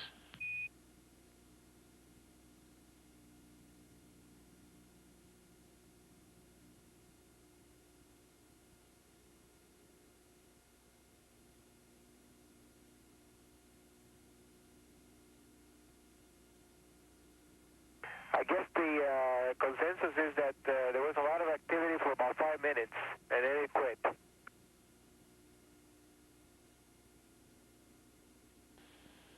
Two hours and 7 minutes. Excuse me. 2 days, 7 hours and 6 minutes.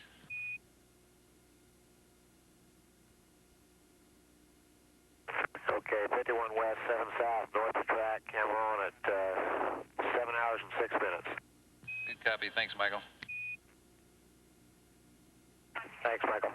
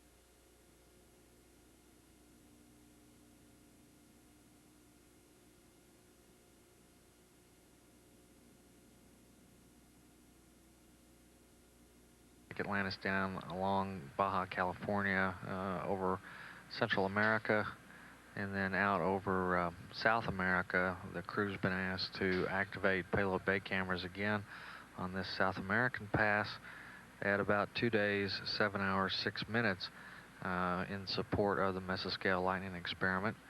The crew reported on the last orbit about the Earth. On the last time they went over South America on orbit 36, they saw some activity for about 5 or 6 minutes, and then not much after that.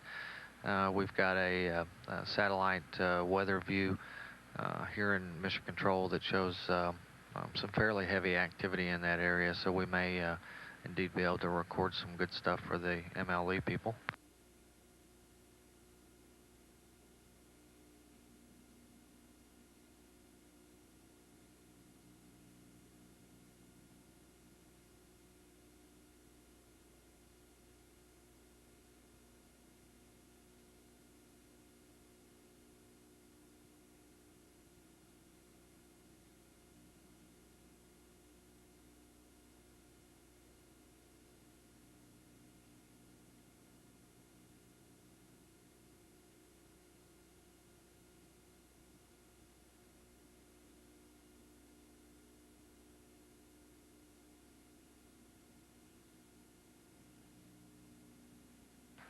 Also, our next television event will be underway even as Atlantis passes over South America, and that'll be a replay of our Flight Day 3 activities thus far.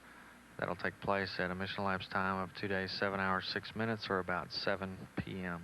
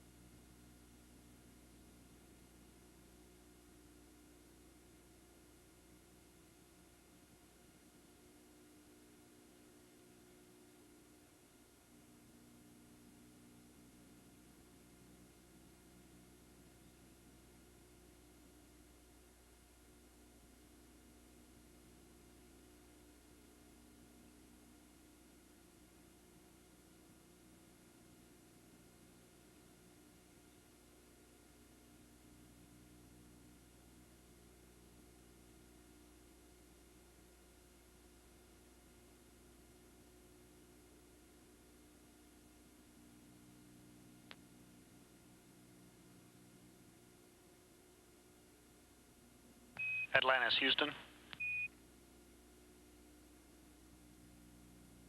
Houston, Atlantis. Yeah, Mike, this concerns your hydraulic repress test that's ongoing. We had told you we wanted you to reconfigure at 7 hours and 20 minutes in the change to the flight plan. We would like for you to leave the configuration as it is and to reconfigure on our call now.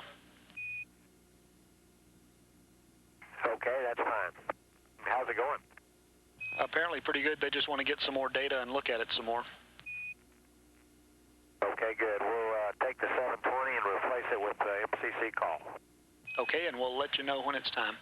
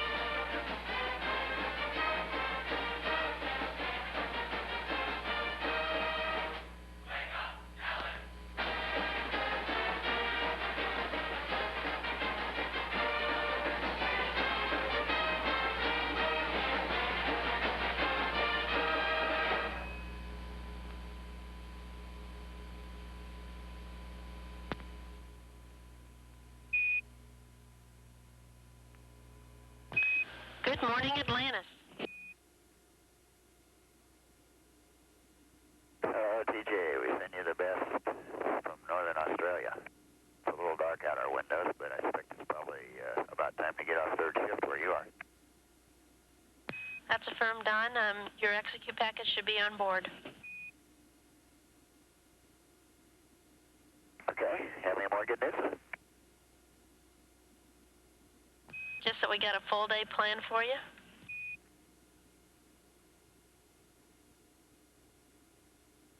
Well, thanks. We'd be disappointed if you didn't. Top of the morning. Top of the morning from your planning team. And,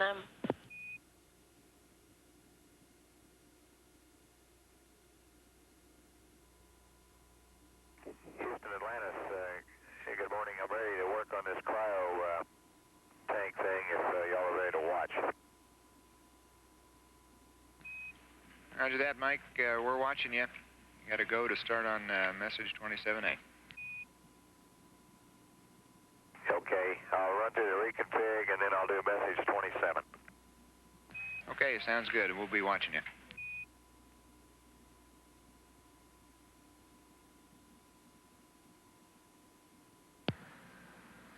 This is Mission Control Houston. That last exchange between ground and crew giving Commander Don Williams the go to proceed with message 27A. That message in the morning messages to the crew containing some troubleshooting procedures to see about trying to recover a cryogenic oxygen manifold valve tank valve failure. Just prior to crew sleep last night, the crew attempted to close the cryo O2 manifold tank 2 valve, and per the nominal pre-sleep configuration plan, and reported that they had held the switch for some 5 seconds with no change observed on the talkback. So as we began flight day 2, we began flight day 3, answering questions raised on the previous flight day and putting to rest minor anomalies that cropped up late in the previous flight day. First polymer morphology check will be made, as well as the initiation of some troubleshooting on the ice crystal experiment.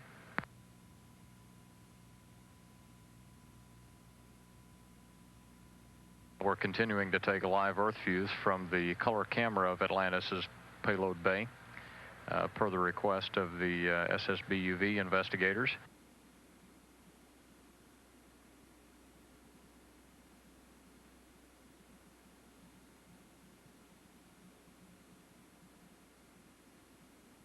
This is Mission Control. We're continuing to take live television from the payload bay cameras of the Space Shuttle Atlantis. This from the Baker camera, the wide-angle color camera on the aft port camera fixture in the payload bay as the Shuttle Atlantis passes over the South Pacific on orbit 30.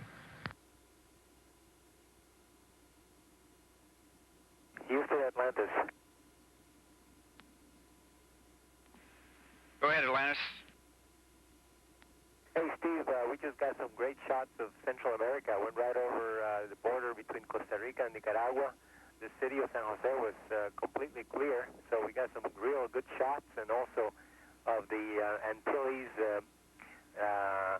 the island of Jamaica and Cuba, and also Guantanamo Bay, and a bunch of all the other islands in the area. Looked real nice. Okay, Franklin, sounds good.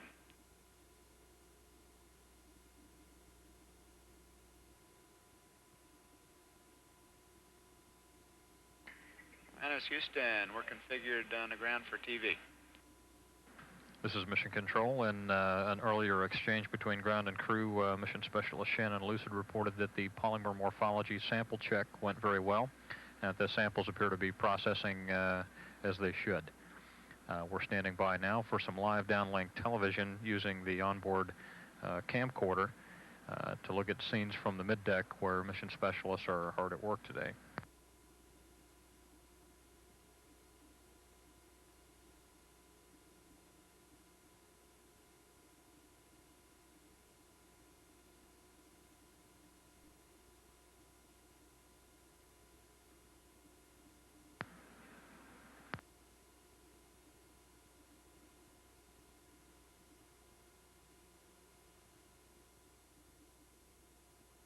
And Houston, are you getting the mid-deck picture now? That's affirmative, Franklin. Franklin, you're looking good. Okay. What you see here is some of the procedures we do to load up the magazines with the IMAX film. And it's a pretty big operation. They're pretty big magazines, pretty big rolls of film. As you can see, they're contained in these cans here. And we got a little sample of the film itself. It's a big format. You can see here the actual size of the film compared to the standard 16mm format that we normally use on shuttle flights. Okay, we lost the picture here for just a sec, but we're back with you. Mike is in the bag, and he's trying to do everything in the dark so that no light leaks into the film and exposes it. He has to unload the magazine itself, open it up, and just by feel and touch, he can take the used film out of the magazine and put it into the can, and then get that can out, put a fresh can in, and do film loading.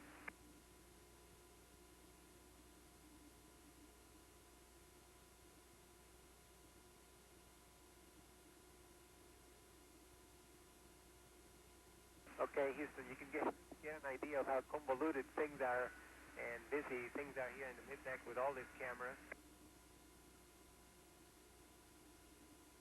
This one here is the ARRIFlex camera, 16mm, that we've been using normally for shuttle photography, and it uses that small film format that I showed you.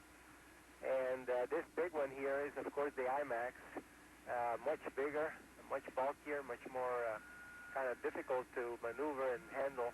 Although in zero G, it doesn't weigh anything, of course, but it's very massive. We copy all that, Franklin. Looks like you've got it all under control. Yeah, just barely.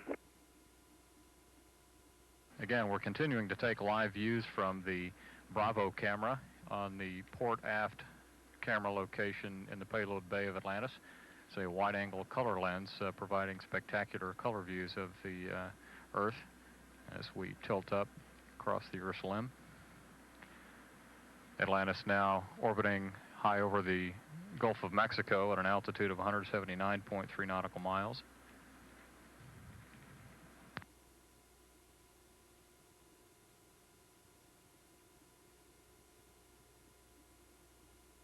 Really spectacular. It's even better in color. We were just talking about how we wish we had color so we could see it down here. There's started out mostly greens and with some blues, and now it's oranges and reds and violets and still the light greens and a little bit of blues. Shannon said it almost looks like rain coming down from the universe onto the atmosphere.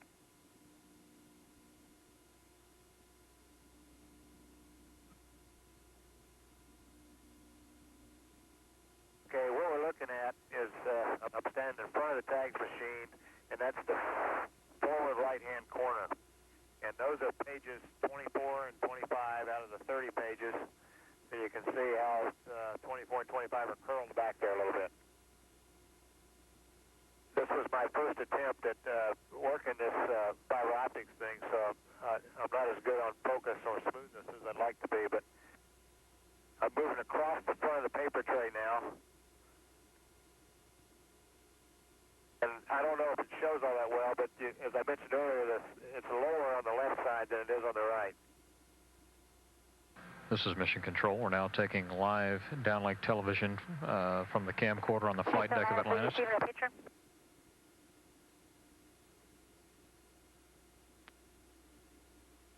Atlantis, Houston, say again. Are you receiving a picture? That's affirmative. We've got it. Looks great. Very easy to see the lightning during daylight. And that last pass, we recorded probably only about 5 minutes of lightning at the start of the opportunity, and then there was pretty much clear skies all the way across. So we only got about 5 minutes on that pass. Okay, Alan. Thanks for the update.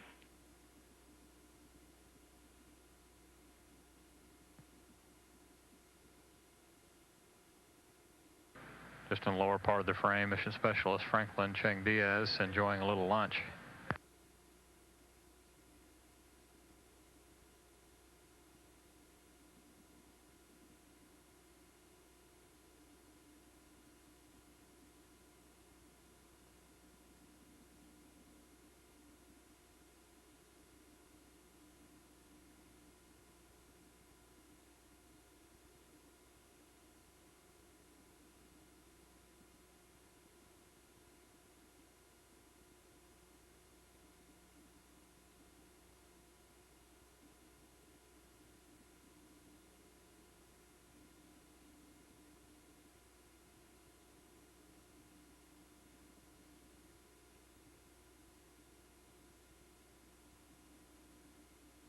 This is Mission Control. We're standing by for a videotape recorder dump to the ground of some pre-recorded video on board Atlantis using fiber optic attachment with onboard closed-circuit TV system cameras to look into the ice crystal growing chamber of the student experiment. Mission Specialist Shannon Lucid reporting extensive crystal formation along the filament in the growth chamber. Flight controllers on the ground anxious to have a look at that video. And Atlantis, Houston, we've got the video on the ice now. Okay, what you're seeing right now is the video we took, what, an hour ago, maybe hour and a half ago? Roger that. Okay, and Houston, now we switch to live crystal growth. Roger, understand.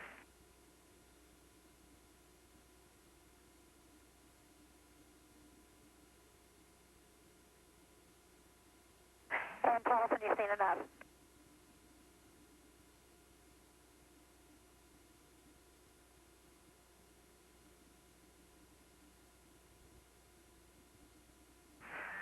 And Houston, is that enough?